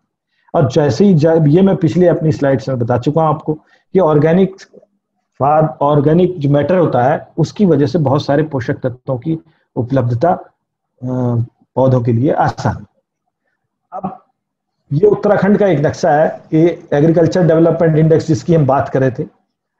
उत्तराखंड में आप देखेंगे नैनीताल, उधम सिंह नगर, हरिद्वार, ये जो है आपके हाईली डेवलप्ड है। पौड़ी गढ़वाल का इनको डेटा नहीं मिल पाया होगा।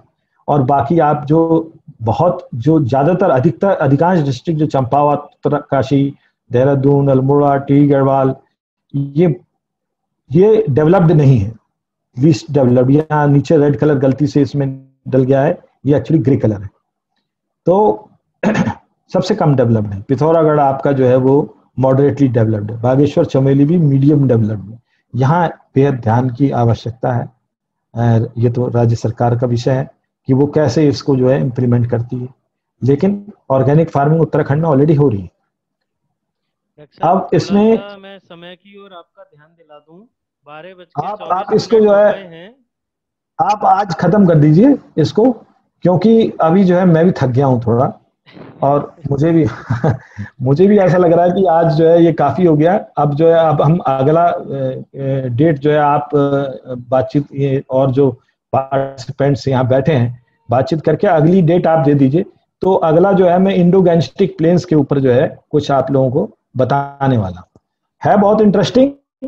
और मेरे ख्याल है उत्तराखंड के ऊपर हम बात करेंगे, और उसके बाद जो है इंडो गैंजेटिक प्लेन्स पे हम बात करेंगे, पंजाब, हरियाणा, उत्तर प्रदेश, वेस्ट बंगाल, उड़ीसा, ये अपना जो बिहार है, इनके ऊपर हम बात करेंगे, अगले लेक्चर में बात करेंगे। आज मैं बहुत थकान महसूस कर रहा हूँ लगातार बोलते हुए, और इस बीच जो है आप चर्चा थोड़ी सी जो है लोगों के साथ जरूर करिए और करवाइए। यही चाहता हूँ हाँ, क्योंकि देखिए सीनियर लोग बैठे हैं, द्विवेदी साहब बैठे हैं, और भी बहुत सारे लोग, डॉक्टर शर्मा हैं और भी हैं, तो थोड़ा सा 5 मिनट यदि किसी के कोई व्यूज बिल्कुल के बारे में या अगले उसमें जो बोलेंगे डॉक्टर साहब, उसमें वो किन चीजों का और ध्यान रखें, कैसे और अच्छा और इफेक्टिव लगे कि हाँ भाई इसका ये तो है ही है, इसके अलावा इसमें ये और ऐड कर दें, तो उस पर बात करेंगे। डॉक्टर द्विवेदी जी, डॉक्टर शर्मा, पवन जी हैं, और भी जो भी हमारे ऋषि जी हैं या दूसरे लोग हैं, यदि कोई कुछ कहना चाहता है तो अपने को अनम्यूट करें और कहें। और अगली जहाँ तक तारीख की बात है, तो मुझे लगता है कि ये दोनों सेशन हमारे ठीक ठाक हो गए। 15 अगस्त भी आ रहा है, तो 18 के बाद यानी कि 19 को बुध को भी कर सकते हैं, और उससे पहले किसी का मन है तो वो भी आप बता सकते हैं, नहीं तो मेरी ओर से प्रपोज्ड 19 है, आप लोग जैसे कहेंगे वैसे कर सकते। तो अब आप जो है ये आप इनको चर्चा में शामिल कर लीजिए, और मैं स्क्रीन शेयरिंग हटा रहा हूँ, हैं? और ये let us come to some discussion here for 5-10 minutes। और उसके बाद जो है डॉक्टर साहब ये गैलेक्सी A50 नाम तो इनका नहीं लिखा है, प्लीज आप बोलिए अनम्यूट करके। हेलो, हाँ जी बोलें साहब, बोलें। हाँ डॉक्टर दुबे जी डॉक्टर जब मैं आपको याद कर रहा था आपकी आवाज ही नहीं आई थी। सर मैं पूरा लेक्चर आपका सुन पाया, देख भी पाया। Very good, very good. Hello sir, ये बहुत इंटरेस्टेड है। मैं ये बोल रहा था कि आपने जो ये मैपिंग अलग अलग जगह का दे दिया है, तो उसमें बगैर एडिशन के कौन से किस एरिया में क्रॉप हो सकते हैं नेचुरली, इसके बारे में अगर आप थोड़ा प्रकाश डालोगे आपके लेक्चर में, तो निश्चित रूप से जो बगैर एडिशन से कुछ काम करना चाहते हैं, एकदम ही बहुत गरीब लोग हैं, तो उनके लिए वो फायदेमंद हो। बहुत अच्छी बात है, ठीक है इसको भी हाँ बिल्कुल बिल्कुल सही है सर। और द्विवेदी जी साहब कुछ कह रहे थे, मैंने देखा अभी उन्होंने अनम्यूट किया अपने को। जी सर।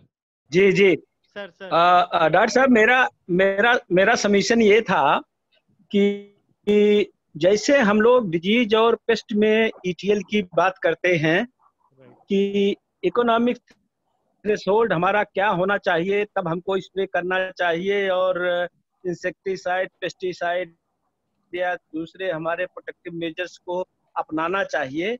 उसी तरह से चूंकि डिफिशियंसी जो है ये परमानेंट भी है, जैसा कि अभी इन्होंने बताया है, और उसके सिम्टम्स भी बहुत क्लियर हैं।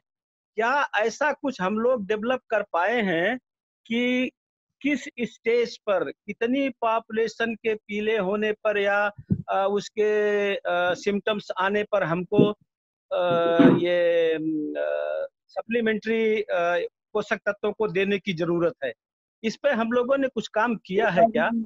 हाँ, इस पे कुछ काम किया है, कुछ लोगों ने इस पे काम किया है, कुछ लोगों ने इस पे काम किया है, और कुछ इसमें शोध पत्र हैं जो जिसमें ये बताया गया कि भाई अगर 4-5 पत्तियां जो हैं, जैसे जैसे मैं आपको बताऊं, बल्कि बड़ी एडवांस टेक्नोलॉजी इसमें जो है उसको गिनती कर रहे हैं। उसमें लीफ कलर चार्ट, अगर आपने नाम सुना हो, लीफ कलर चार्ट जो है, जी हाँ, वो मेरे पास अब इस कमरे में नहीं रखा है जहां मैं बैठा हूं, लेकिन मेरे पास लीफ कलर चार्ट रखा है।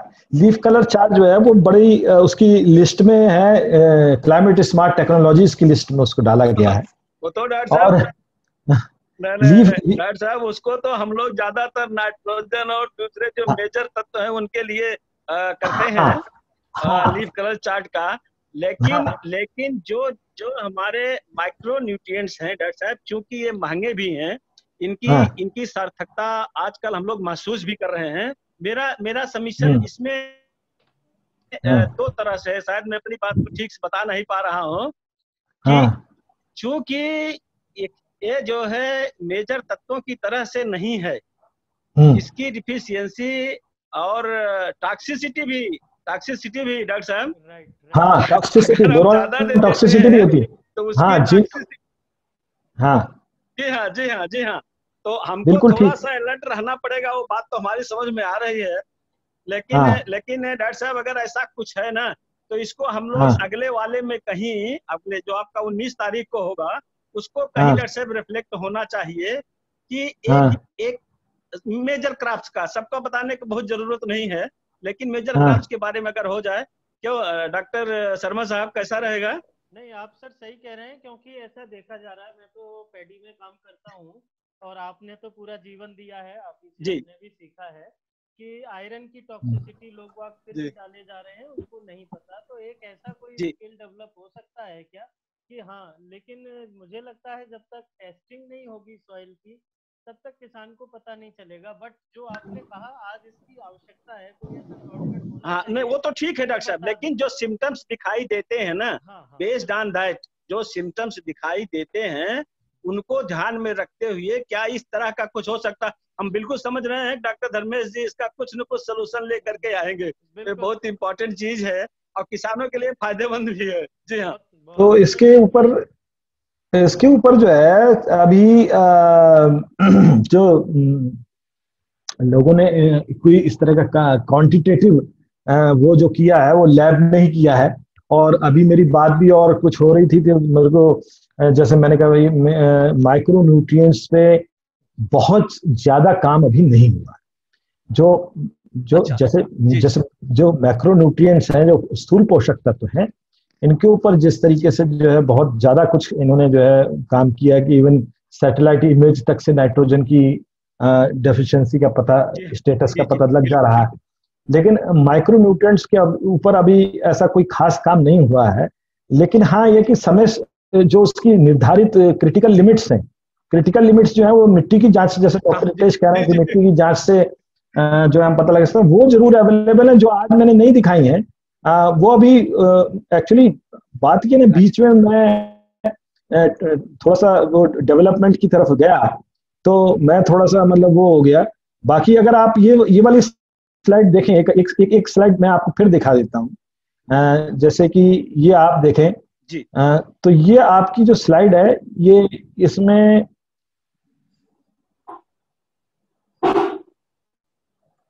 ये स्लाइड आप लोगों को दिखाई दे रही है क्या? हाँ, दिखाई दे रही है। Boron, copper, iron, manganese, molybdenum. तो आप ये देखेंगे इसमें जो है ये इन्होंने ये वैज्ञानिकों ने ही निकाला हुआ है और मैंने उन्हीं से लिया है कि उपलब्ध नाइट्रोजन जो है, अगर वो उनकी एक लिमिट बनी हुई है कि निम्न, मध्यम और ऊंची। इससे कम है तो निम्न है और इससे ज्यादा है तो ये उच्च है। ठीक है, इसी तरीके से जो मैक्रो न्यूट्रिएंट, तो फिर ये लागू करने के सामान्य थंब रूल बना रखे हैं भाई। जो खुराक है, अगर उसमें कमी है, तो अगर खुराक जो है कमी है तो 125% दे दो, उसका 25% बढ़ा के दे दो। और मध्यम है, अगर ठीक है इसी रेंज में, तो 100% देना ही है। लेकिन अगर ज्यादा है तो टॉक्सिसिटी हो सकती है, तो 75% दो। ये मैक्रो न्यूट्रिएंट्स के लिए इन्होंने बना रखा है। इस तरीके से क्रिटिकल लिमिट जो है वो boron, copper, iron, manganese, molybdenum, zinc, इनके लिए जो है बना रखी है कि अगर ये पीपीएम में बोरॉन जो है 0.5 से 1 तक है, लेकिन जो स्टडीज हुई है मैं देख रहा हूं, वो सब जो है सॉइल टेस्टिंग के बेसिस पे हैं। और या फिर थोड़ा बहुत प्लांट, थोड़ा बहुत कुछ किसी ने थोड़ा बहुत काम, एक आध माइक्रोन्यूट्रिएंट पे ऐसा काम किया है, जिसमें उन्होंने जो है ये बताया कि भाई हम जो है इसमें इस वाले माइक्रोन्यूट्रिएंट्स में ये लिमिट ले सकते हैं। लेकिन एज सच विजिबल जो है, वो मैंने जो पिक्चर आपको दिखाई है वही है। बहुत सारे ऐप्स आ रहे हैं, अब लोगों ने ऐप्स बनाने शुरू कर दिए हैं, मोबाइल ऐप्स। मोबाइल ऐप से जो है वो आप उसका वो आर्टिफिशियल इंटेलिजेंस यूज हो रही है बाकायदा, उसमें मशीन लर्निंग के थ्रू। उसमें जो है वो पौधे के आगे आप फोटो खींचिए और वो जो है फोटो खींच के उसको सीधे जो है ढूंढ के डेटाबेस में से, नॉलेज बेस्ड उसका सिस्टम होता है, नॉलेज बेस्ड जो डेटाबेस है उसके बेसिस पे वो मशीन लर्निंग के थ्रू वो एकदम आइडेंटिफाई कर लेता है कि ये जो है सिम्टम, इसका जो फोटो है उस वाली डेफिशिएंसी से मैच कर रहा है। नहीं वो तो है सर, बिल्कुल ठीक कह रहे हैं, बहुत सारी चीजें हैं, लेकिन जो सर ने कहा है कि और भी इसमें काम, तो वो तो लगातार चलेगा और चलना भी चाहिए। और अभी जो मेरी बात हुई है, अभी इसमें यही बात हुई है, जैसे ये जो कि माइक्रो न्यूट्रिएंट्स जो है उसमें अभी बहुत ज्यादा काम होना है इंडिया में, तो खास तौर पर मैं बता रहा हूँ आपको, क्योंकि इंडियन सॉइल, हाँ, जब हम यूएस, कनाडा और विदेशों की बात करते हैं, वहां पे जितना काम हुआ है, लेकिन वो वहां की सॉइल्स के लिए है ना, फिर वहां की मिट्टी के लिए ज्यादा वैलिड है। यहाँ की मिट्टी के लिए, हिंदुस्तान की मिट्टी के लिए तो हिंदुस्तान में काम होना जरूरी है ना। बिल्कुल बिल्कुल सर। और कोई कुछ कहना चाहें सर, कुछ और कहना चाहें? डॉक्टर एसके सिंह, आपको कुछ कहना हो?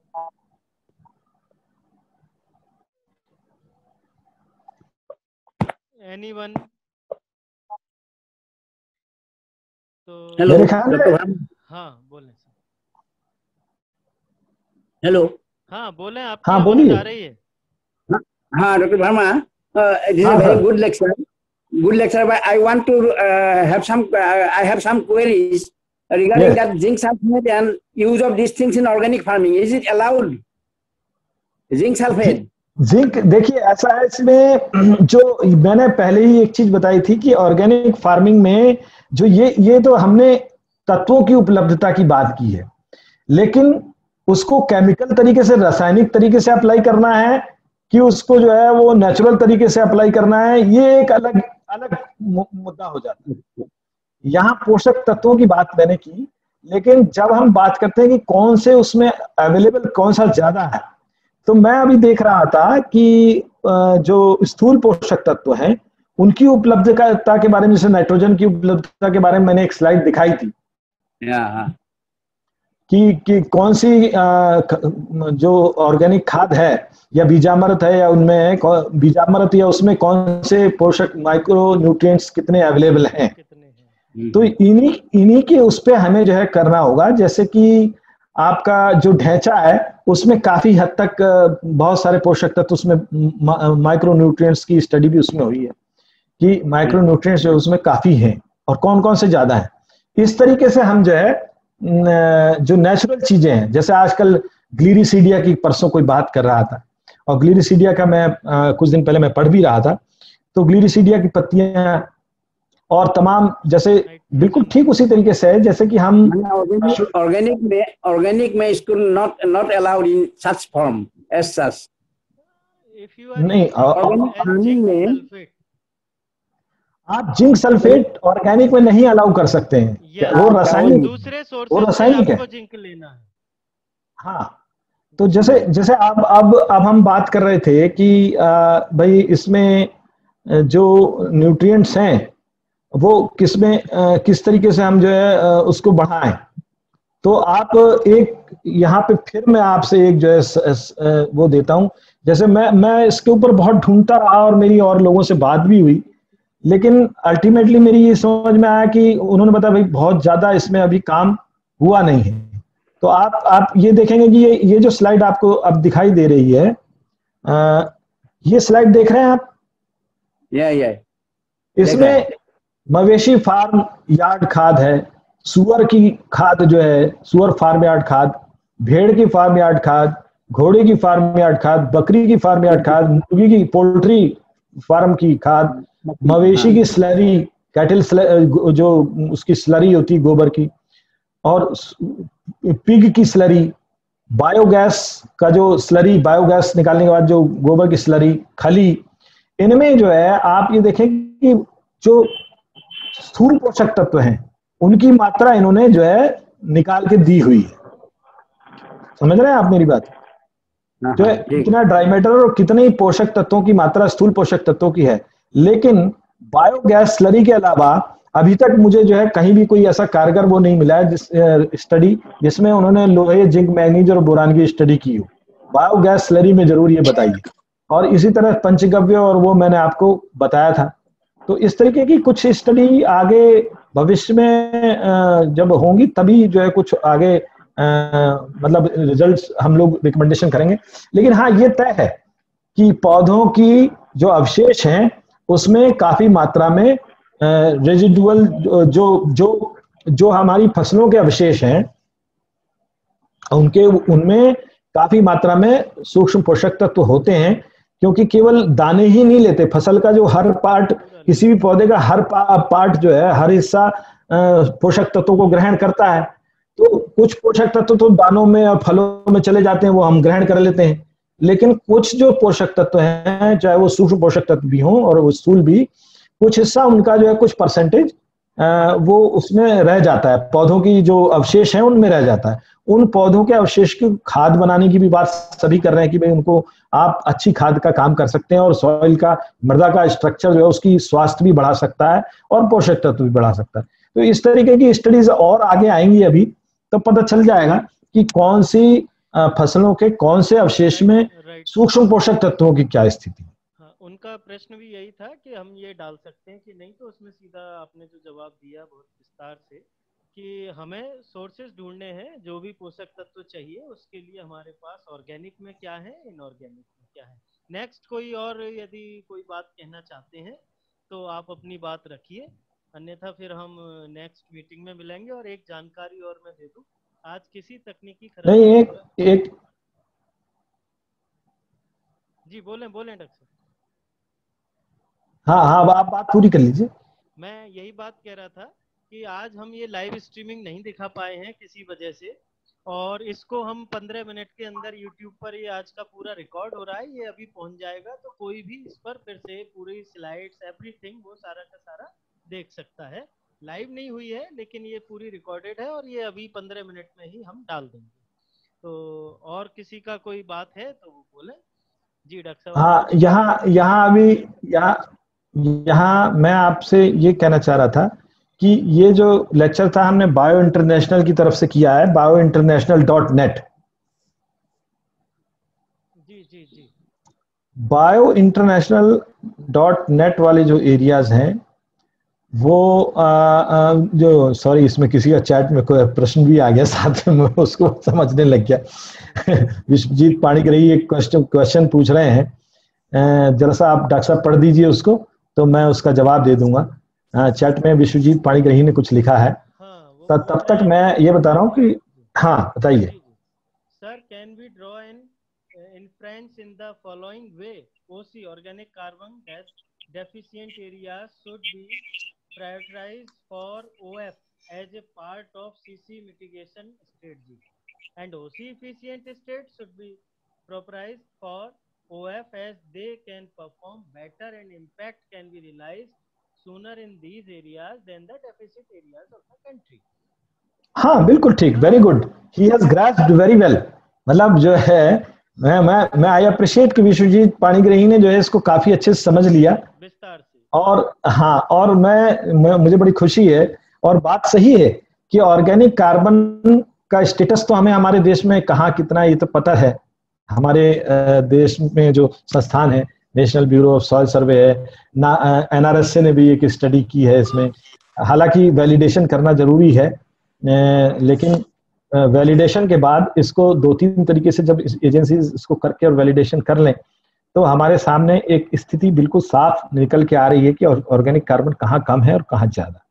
तो जाहिर सी बात है कि जहां पर ऑर्गेनिक फार्मिंग या ऑर्गेनिक कार्बन बढ़ाने के लिए जितनी भी टेक्नोलॉजीज हैं वो भी हमें उन क्षेत्रों को भी इसमें कंसीडर करना चाहिए ऑर्गेनिक फार्मिंग के लिए या ऐसी टेक्नोलॉजीज के लिए जहां ऑर्गेनिक कार्बन बढ़ाना है, न केवल शॉर्टकट मारना कि जैसे हमें ऑर्गेनिक फार्मिंग के लिए suitable area, best suitable area जो है वो मैक्सिमम सॉइल ऑर्गेनिक कार्बन का वो नॉर्थ ईस्ट में या उत्तराखंड में है, तो हमने जो है उसको तुरंत ऐसे आइडेंटिफाई कर लिया। नहीं, इसको हमें ये भी ध्यान देना पड़ेगा कि क्षेत्रों में जहां ऑर्गेनिक कार्बन काफी कम है उनमें हमें बढ़ाना भी है, ये भी बहुत जरूरी है। वल्नरेबिलिटी से इसी तरीके से बचाया जा सकता है मिट्टियों को।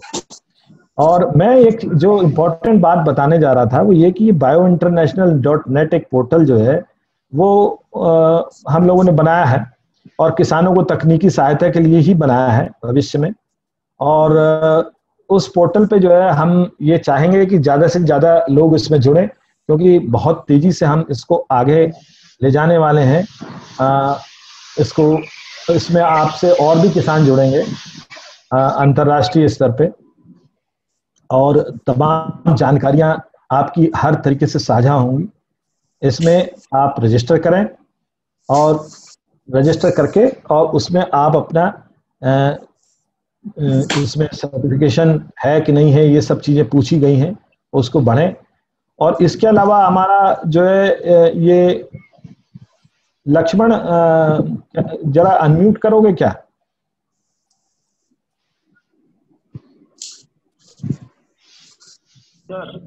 अगर किसी को एफपीओ बनाने में कोई दिक्कत आ रही है तो हमारे सामने एक हमारे किसान भाई एक्सपर्ट बैठे, ये जो है तमाम लोगों को मदद कर रहे हैं। लक्ष्मण जी तमाम लोगों को मदद कर रहे हैं, और सभी प्रदेशों में जो जहाँ इनसे लोग जुड़े हैं वो जो उनको जहाँ दिक्कत आ रही है तो ये थोड़ा सा मदद कर रहे हैं। तो इनसे जो है आप बताओ लक्ष्मण जी, कुछ बताओ थोड़ा सा। जी सर, एफपीओ जो बना रहे हैं लगभग ये एमपी में कुछ दिक्कत आई थी, अभी वहां भी चल रहा है, काम शुरू हो गया है, वो सीए भी करने लग गए हैं, जान पहचान हो गई होगी। जो हिसार में जो सीए हमारे जो बनाए थे उनसे उनकी बात करा रही थी, तो वो कर रहे हैं। और यूपी में कहीं कहीं तो सर 60,000 रुपए भी फीस ले रहे हैं सर यूपी में। तो उन किसानों को बताया था कि भाई आप हिसार से बनवा लो, जिससे हमने बनवा उनसे, तो वहाँ 30,000 में बना रहे हैं सर। तो खासकर फीस को लेके बहुत ज्यादा डिफरेंट आ रहा है सर इन चीजों। हाँ, ये थोड़ा ध्यान देने वाली बात है। सभी किसान भाइयों से मैं ये बात यहाँ कहूंगा कि एफपीओ बनाने में जो है ये सीए मुख्य तौर पे कागज आपके तैयार कराते हैं। ये इस बात का ध्यान रखें कि कई बार क्या होते हैं कि कुछ लालची किस्म के जो चार्टर्ड अकाउंटेंट होते हैं वो आपका जो है आपका ये माइक्रोफोन भैया अपना जो है म्यूट कर लो थोड़ा सा। अगर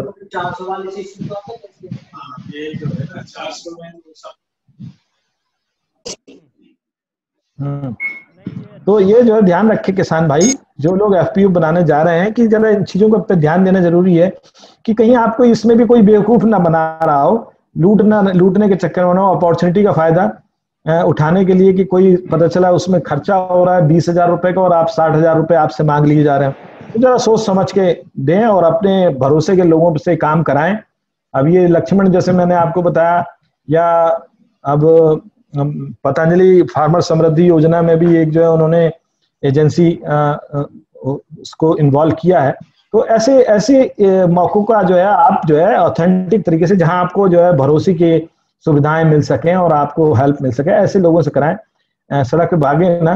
कल मेरे एक कलीग बता रहे थे कि पंजाब में जो है पीपी किट पहन के लोगों ने तमाम लाखों रुपया बना लिया, लूट लिया, इस तरीके से कि पीपी किट पहन के घर पहुंच गए और कहा भाई कोरोना का टेस्ट कराना है, 4,500 रुपए पर टेस्ट की किट है, वो फीस है। तो पता चला पूरी फैमिली का हो गया, अगर मान लीजिए 10 जने परिवार में, तो 4,500 के हिसाब से 45,000 रुपया हो गया, और वो पीपी किट पहन के पहुंच गए और कई लोगों को बेवकूफ बनाया गया। इस तरीके की हरकतें बहुत ज्यादा होती हैं रूरल एरियाज में भी। तो एफपीओ इस समय बहुत ज्यादा किसान उत्साहित हैं, क्योंकि केंद्र सरकार ने, प्रधानमंत्री जी ने हमारे बहुत अच्छी कुछ स्कीम्स शुरू की हैं और प्रोत्साहित करने के लिए बहुत ज्यादा प्रयास और फंड्स सब कुछ दिए जा रहे हैं। मैंने 1 साल पहले अपनी ट्रेनिंग्स के दौरान कहा भी था कि जो लोग जैविक कर रहे हैं किसान, मैं उनको ये मैं गट फीलिंग से आपको ये बात बता रहा हूँ कि अगला वाला जो सत्र आएगा इस सरकार का, उसमें निश्चित तौर पे ऑर्गेनिक फार्मिंग करने वालों को सरकार जो है प्रोत्साहित करने के लिए कुछ ना कुछ बढ़िया स्कीमें लाने वाली। और आज वो आप देख रहे हैं अपनी आंखों से कि सामने वो आ रही। मैं कहीं सरकार की नीति में या सरकार के साथ मैं उसमें नहीं हूँ एक्टिव रूप से, लेकिन कुछ चीजें हमें भी दिखाई देती हैं दूर उसके हिसाब से। तो वो मेरा इंटरप्रिटेशन जो था, मैंने आप लोगों से शेयर किया था ट्रेनिंग, कि आगे आने वाले टाइम में ऑर्गेनिक फार्मिंग के लिए केंद्र सरकार बहुत कुछ किसानों के लिए करने वाली है, और ये आज हो रहा है। लेकिन आप इस बात का ध्यान रखें, हमेशा की तरह से लोग बाग इस अपॉर्चुनिटी का आप लोगों से फायदा न उठाने लगे। तो इसलिए भरोसे के लोगों से, भरोसे की संस्थाओं से आप जो है अपना एफपीओ का काम जरूर कराएं, और एफपीओ आपको बहुत आगे मदद करने वाला है। और biointernational.net में रजिस्ट्रेशन करें। उसमें हम जो है आपको आगे लेके चलने वाले हैं, अंतर्राष्ट्रीय स्तर तक ले जाएं। कुल मिला के जो आप बताना चाहते हैं। धन्यवाद, आज का इतना ही डॉक्टर रितेश। मेरे ख्याल है और कोई कुछ कहना चाहें तो। मैं वही कह रहा था कि जो मेन बात है वो यही है कि biointernational.net एक सिंपल पोर्टल है जहां उद्देश्य सिर्फ इतना है कि ज्यादा से ज्यादा किसान भाई जुड़ के एक दूसरे से मार्केटिंग से रिलेटेड, प्रोडक्शन से रिलेटेड इंफॉर्मेशन ले सकें, ऑथेंटिक इंफॉर्मेशन ले सकें और उनका पैसा खर्च ना हो, फालतू बर्बाद ना हो कहीं भी। दूसरी बात, एपीडा का फार्मर कनेक्ट पोर्टल है। आप जो एफपीओ हैं ऑलरेडी, क्योंकि आपने कई एफपीओ बनाए हैं, आप लोगों में से बहुत लोग चला रहे हैं, या फार्मर्स ग्रुप हैं, वो उस पर रजिस्टर कर सकते हैं। उससे क्या होगा कि जो भी आपके प्रोडक्ट हैं वो दुनिया भर के, इंडिया पूरे देश के एक्सपोर्टर उसको देख सकते हैं और डायरेक्ट आपसे कनेक्ट हो सकते हैं। तो वो भी एक फार्मर कनेक्ट पोर्टल का भी आप फायदा उठा सकते हैं। और मुझे लग रहा है एक दो लोग कुछ कह रहे हैं, वो लास्ट लेते हैं क्योंकि समय काफी हो गया, और फिर अगली डेट पर। और टाइमिंग मेरे ख्याल से यही ठीक है 11 बजे का, तो 19 तारीख को 11 बजे हम फिर मिलेंगे। यदि किसी को कोई और विचार रखना है तो वो रख सकता है। Thank you. धर्मेश जी नमस्कार। नमस्कार रितेश जी। जी नमस्कार। नमस्कार टू ऑल सर। हाँ बोलिए सर। हाँ धर्मेश जी, ये अपना नेट हाउस, पॉली हाउस के अंदर जैसे हम कुकुम्बर वगैरह लगाते हैं, तो उनके लिए भी कोई फर्टिलाइजर है क्या ऑर्गेनिक में? हाँ देखिए, ऐसा है, कुछ तो अभी फर्टिलाइजर ऑर्गेनिक में अवेलेबल हैं, और कुछ जो है बड़ी, मतलब ये टेक्नोलॉजी थोड़ी सी अभी इसमें R&D स्टेज पे है, लेकिन बहुत सारी चीजें जो है, जैसे इफको ने अभी 3 प्रोडक्ट नैनो फर्टिलाइजर के उतारे हैं, और नैनो फर्टिलाइजर जो है वो आप इस्तेमाल कर सकते हैं ऑर्गेनिक फार्मिंग में, क्योंकि उनका जो तरीका है वो दूसरा है, उससे उसका रसायन से कोई लेना देना नहीं है।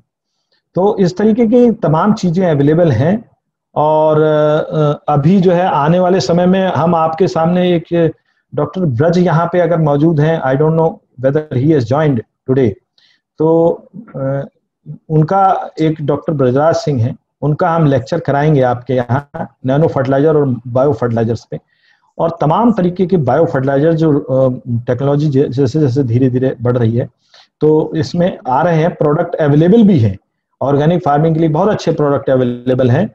और लेकिन बस ये है कि उनकी जो रिलायबिलिटी है, उसकी रिलायबिलिटी अभी, क्योंकि वो प्राइवेट सेक्टर से आए हैं, टेक्निकल्स के नाम तो हम आपको बता देंगे, लेकिन प्राइवेट सेक्टर से आए हुए जितने भी प्रोडक्ट हैं, खासतौर पे छोटी, उसमें इसके बारे में हमें ये पता चला है कि बहुत ज़्यादा इसमें अनरिलायबिलिटी है। बहुत सारे प्लेयर्स आ गए हैं, और जिन्होंने ऊट पटांग कुछ भी प्रोडक्ट कई जगह मार्केट में उतार रहे हैं, बेच रहे हैं धड़ल्ले के साथ।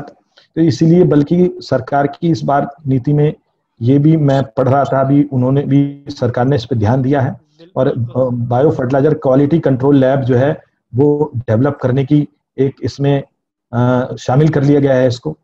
तो ये थोड़ा सा ध्यान देने वाली बात है, बाकी प्रोडक्ट तो मार्केट में आने शुरू हो गए। राइट, बिल्कुल सही बात है। Dharmesh, good afternoon. Good afternoon. Can I come into? Please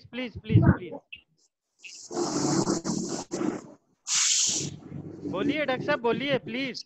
doctor ऋषि बोलिए। ओके सर, आपकी आवाज नहीं आ रही थी रितेश जी। ओके, सॉरी कुछ प्रॉब्लम है, आप बोलिए। सॉरी, मैं थोड़ा सा आज लेट ज्वाइन कर पाया, I was travelling.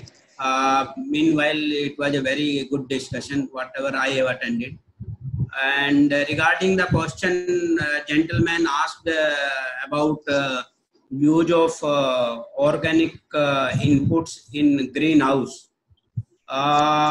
Since I belong to the area which is near to Sonipat, and Sonipat having many operational greenhouses in that area, and I had opportunity to discuss with a few of the owner who are operating those greenhouses in Sonipat, and their experience with organic input was, as told by them, was much better than the chemical fertilizers. as far as insect pest control, Jivamrit and Bijamrit, they indicated that organic inputs are very suitable for greenhouse cultivation. And yes. as far as the quality of these organic input coming from various organizations need to be tested.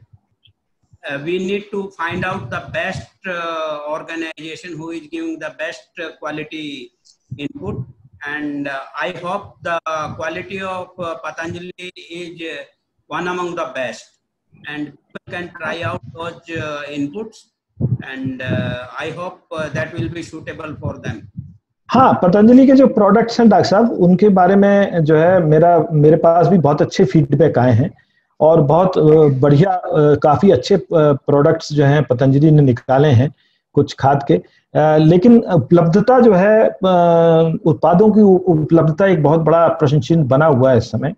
और इसमें देखा ही गया कि ज्यादातर किसान जो है वो हमसे ये कहते हैं कि हमने वो इस्तेमाल किया, एक बार इस्तेमाल किया, दोबारा हमको वो मिल ही नहीं रहा। तो ये थोड़ा सा इन चीजों में अभी मेरे ख्याल से वो लोग भी, पतंजलि की टीम भी इसमें लगी हुई है, धीरे धीरे इसमें सुधार आएगा। और मुझे तो ज्यादा मालूम नहीं इस बारे में, तो पतंजलि में जो ये देख रहा है वही बता पाएगा कि उनकी थोड़ा सा इसमें इनपुट डाल सकते हैं। तो जो प्रोडक्ट्स की उत्पादक क्वालिटी अच्छी है बट रेंज पूरी नहीं है। जो चाहिए वो सभी नहीं है, सब कुछ नहीं है, धीरे धीरे आएगा। लेकिन इसके अलावा प्रोडक्ट में भी उपलब्धता जो है वो कई जगह अभी थोड़ा सा चेन में, लॉजिस्टिक्स में इश्यूज हैं और प्रोडक्शन में भी मुझे लग रहा है कि थोड़ा सा दिक्कत है। तो वो मेरे ख्याल है वो बता सकते हैं, ज्यादा बेहतर वही बता सकते हैं कि कितना वो लोग जो देख रहे हैं इसको कि क्या है स्थिति, कैसे उपलब्ध होगा। डॉक्टर साहब, ऋषि जी का बहुत बहुत धन्यवाद, उन्होंने हमें इसके रिगार्डिंग और मोटिवेट किया है, जैसे सोनीपत का एग्जांपल देख के। अच्छा ये तो बहुत अच्छी बात है, धन्यवाद बहुत बहुत। और कोई मेरे ख्याल है और कोई काफी लोग जो है बैठे थे अभी, कोई और कुछ कहना चाहे कोई? डॉक्टर साहब, एक क्वेश्चन पिछली बार रह गया था मेरा। तुम्हें बता दिया, कंकड़ का कोई इलाज नहीं है, कंकड़ जो है वो बनती रहेगी, कैल्शियम के कार्बोनेट्स और बाइकार्बोनेट्स नीचे बनते रहेंगे। उसको एसिड से घोला जा सकता है, लेकिन आप कितना एसिड जो है हजारों हेक्टेयर लाखों हेक्टेयर जमीन में डालने के लिए लाएंगे? तो इसलिए थोड़ा सा ये इम्प्रैक्टिकल सी इसका वो है। इसका सोल्यूशन जो सवाल तुमने आज पूछा है, जो आज पूछा था, वो जब मैं अपने कैरियर की शुरुआत में था तब मेरे दिमाग में भी यही प्रश्न उभरा था कि ये कंकड़ का जो है कोई इलाज नहीं है क्या वो। लेकिन हाँ, यह है कि मेरे को तभी बता दिया गया था कि इसका इलाज जो है कोई भी ऐसा नहीं मिला है जो मतलब कंकड़ को समाप्त कर सके, क्योंकि कैल्शियम के कार्बोनेट बाइकार्बोनेट बनते रहेंगे। जिप्सम डालोगे कैल्शियम। कुछ लोग कहते हैं कि अगर रेगुलर वेस्ट डिकम्पोजर छोड़ा जाए तो शायद हो जाए। शायद की बात अलग है, शायद का तो वो वेस्ट डिकम्पोजर को जो है एक्चुअली काफी हद तक इसे ठीक पाया भी गया है, लेकिन अभी हम इसके बारे में इतना नहीं कह सकते कि ये जो है महादेव का मंत्र है, ऐसा भी नहीं है।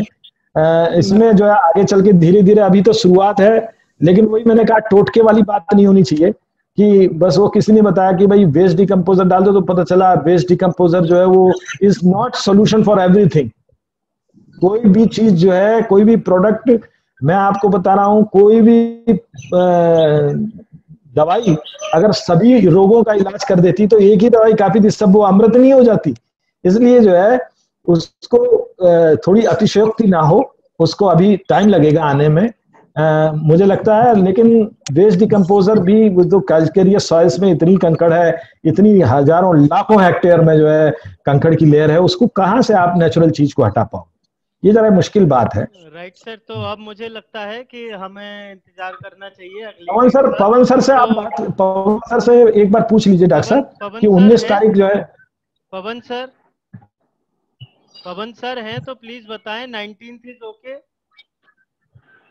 मुझे लगता है वो है नहीं इस समय। पवन सर तो ठीक है, आप तो आप 19 डिक्लेयर कर दीजिए। राइट सर, 19 तारीख को 11 बजे। हाँ, पवन सर आ गए हैं सर। हाँ जी, हाँ जी। So thank you so much. Thank you, Ritesh. Good to see you moderating the whole proceedings. And it is fine. Whatever you are doing is fine. But you see, I have been talking with Dharmesh. ये जो हमारा ये सारा effort है ना, whatever effort we are making is to reach out to maximum farmers of the country and scale up whatever we can do collaboratively. You see, there has to be a demand coming in from the community. People should be demanding that this is really important. Of course, there'll be a very small community which will be continuously interested. There'll be a lot of ज्यादा से ज्यादा लोगों तक पहुंचे, और हम सबका, चाहे वो पतंजलि हो, चाहे वो इंडिविजुअल सारे लोग हैं, हम सबका ये दायित्व है कि हम, और इसी उद्देश्य से हम चल भी रहे हैं कि मैक्सिमम लोगों तक इतनी अच्छी इंफॉर्मेशन पहुंचाया जाए, और उसके लिए जितने भी मोड हैं वो सारे किए जाएंगे। और ये भी बात ठीक है कि हम इस बात का भी प्रयास करेंगे कि 1.5 घंटा से ज्यादा सेशन हमारा ना चले। जैसे कि आज भी हमने 1.25 घंटे पर ही हमने डॉक्टर साहब का लेक्चर कहा था, रिक्वेस्ट की थी कि सर लेक्चर इतना बहुत है, क्योंकि बहुत ज्यादा ज्ञान यदि दे दिया जाए क्लास में तो वो ऊपर से निकल जाता है। और उसका भी कहना था, हर कोई सहमत है। It's too much of a good thing. Right sir. तो भले ही ज्यादा बार चले, अच्छी बात है, हमारी हर वीक ज्यादा बार चले, एब्सोल्युटली यस, लेकिन चले आराम से, जिससे कि जो आप कर रहे हैं आराम से यही है। अच्छा, अब आधा घंटा लगाएंगे और बाकी डिस्कशन। आज हम डिस्कशन में मुझे लगता है हमने कोई 45-50 मिनट तो इसी में लगाए हैं, बट ये भी आवश्यक है क्योंकि इससे आगे के लिए नहीं, ठीक है, हमें एक गाइड, ये जरूरी है। हाँ, तो चाहे पतंजलि, चाहे हम, चाहे इंडिविजुअल, एवरीवन, वो हम सब इकट्ठे हैं, सब एक जगह पे हैं। मैक्सिमम फार्मर्स को हम कैसे बेनिफिट पहुंचा सकते हैं, राइट इंफॉर्मेशन राइट प्लेस से राइट लोगों तक पहुंचे, ये हम सबका उद्देश्य है। और लगातार हम लगे रहेंगे इसी उम्मीद के साथ, और आप सबके सहयोग के लिए मैं आपको एक बार पुनः धन्यवाद देता हूं, और मैं रिक्वेस्ट करता हूं। अच्छा, 19 तारीख पे पवन सर को वो तो ले लो आप। ठीक है, मेरी तरफ से ठीक है। Okay sir, very good, thank you sir. Okay, done. 19 तारीख ठीक है ना? Whatever you propose is fine. नहीं, ठीक है, सब लोगों का, क्योंकि यहाँ बहुत लोग बैठे हैं सीनियर, जिनके द्वारा बहुत जगह ये जाती है, तो इसलिए डेट को एक बार कंफर्म करके वो सही तरीका है। किसी का कोई वो है तो बता दीजिए। तो 19 इज ओके, फाइनलाइज। और इन द लास्ट मैं आप सबको पुनः कोटि धन्यवाद, सारे फार्मर्स का भी, और सारे हमारे जो साइंटिस्ट हैं। देखिए, इतने सीनियर लोग यहाँ जुड़े हुए हैं जिन्होंने अपने जीवन पूरी खेती और इस किसान समुदाय के लिए खपाया है, और आज भी लगे हैं। द्विवेदी जी साहब को तो मैं बहुत क्लोजली जानता हूँ, और बहुत सारे लोग हैं। तो आप सबका मैं बहुत बहुत धन्यवाद करता हूँ, और उम्मीद करते हैं कि हमारी ये क्लासेस, अभी सॉइल, फिर हम कोशिश करेंगे आगे दूसरा भी टॉपिक धीरे धीरे समय के अनुसार जितना हो सके इसको कंटिन्यू करेंगे, ऐसी हमारी उम्मीद है, हम सोचते हैं। आइडिया बहुत अच्छा है, तो थैंक यू सर।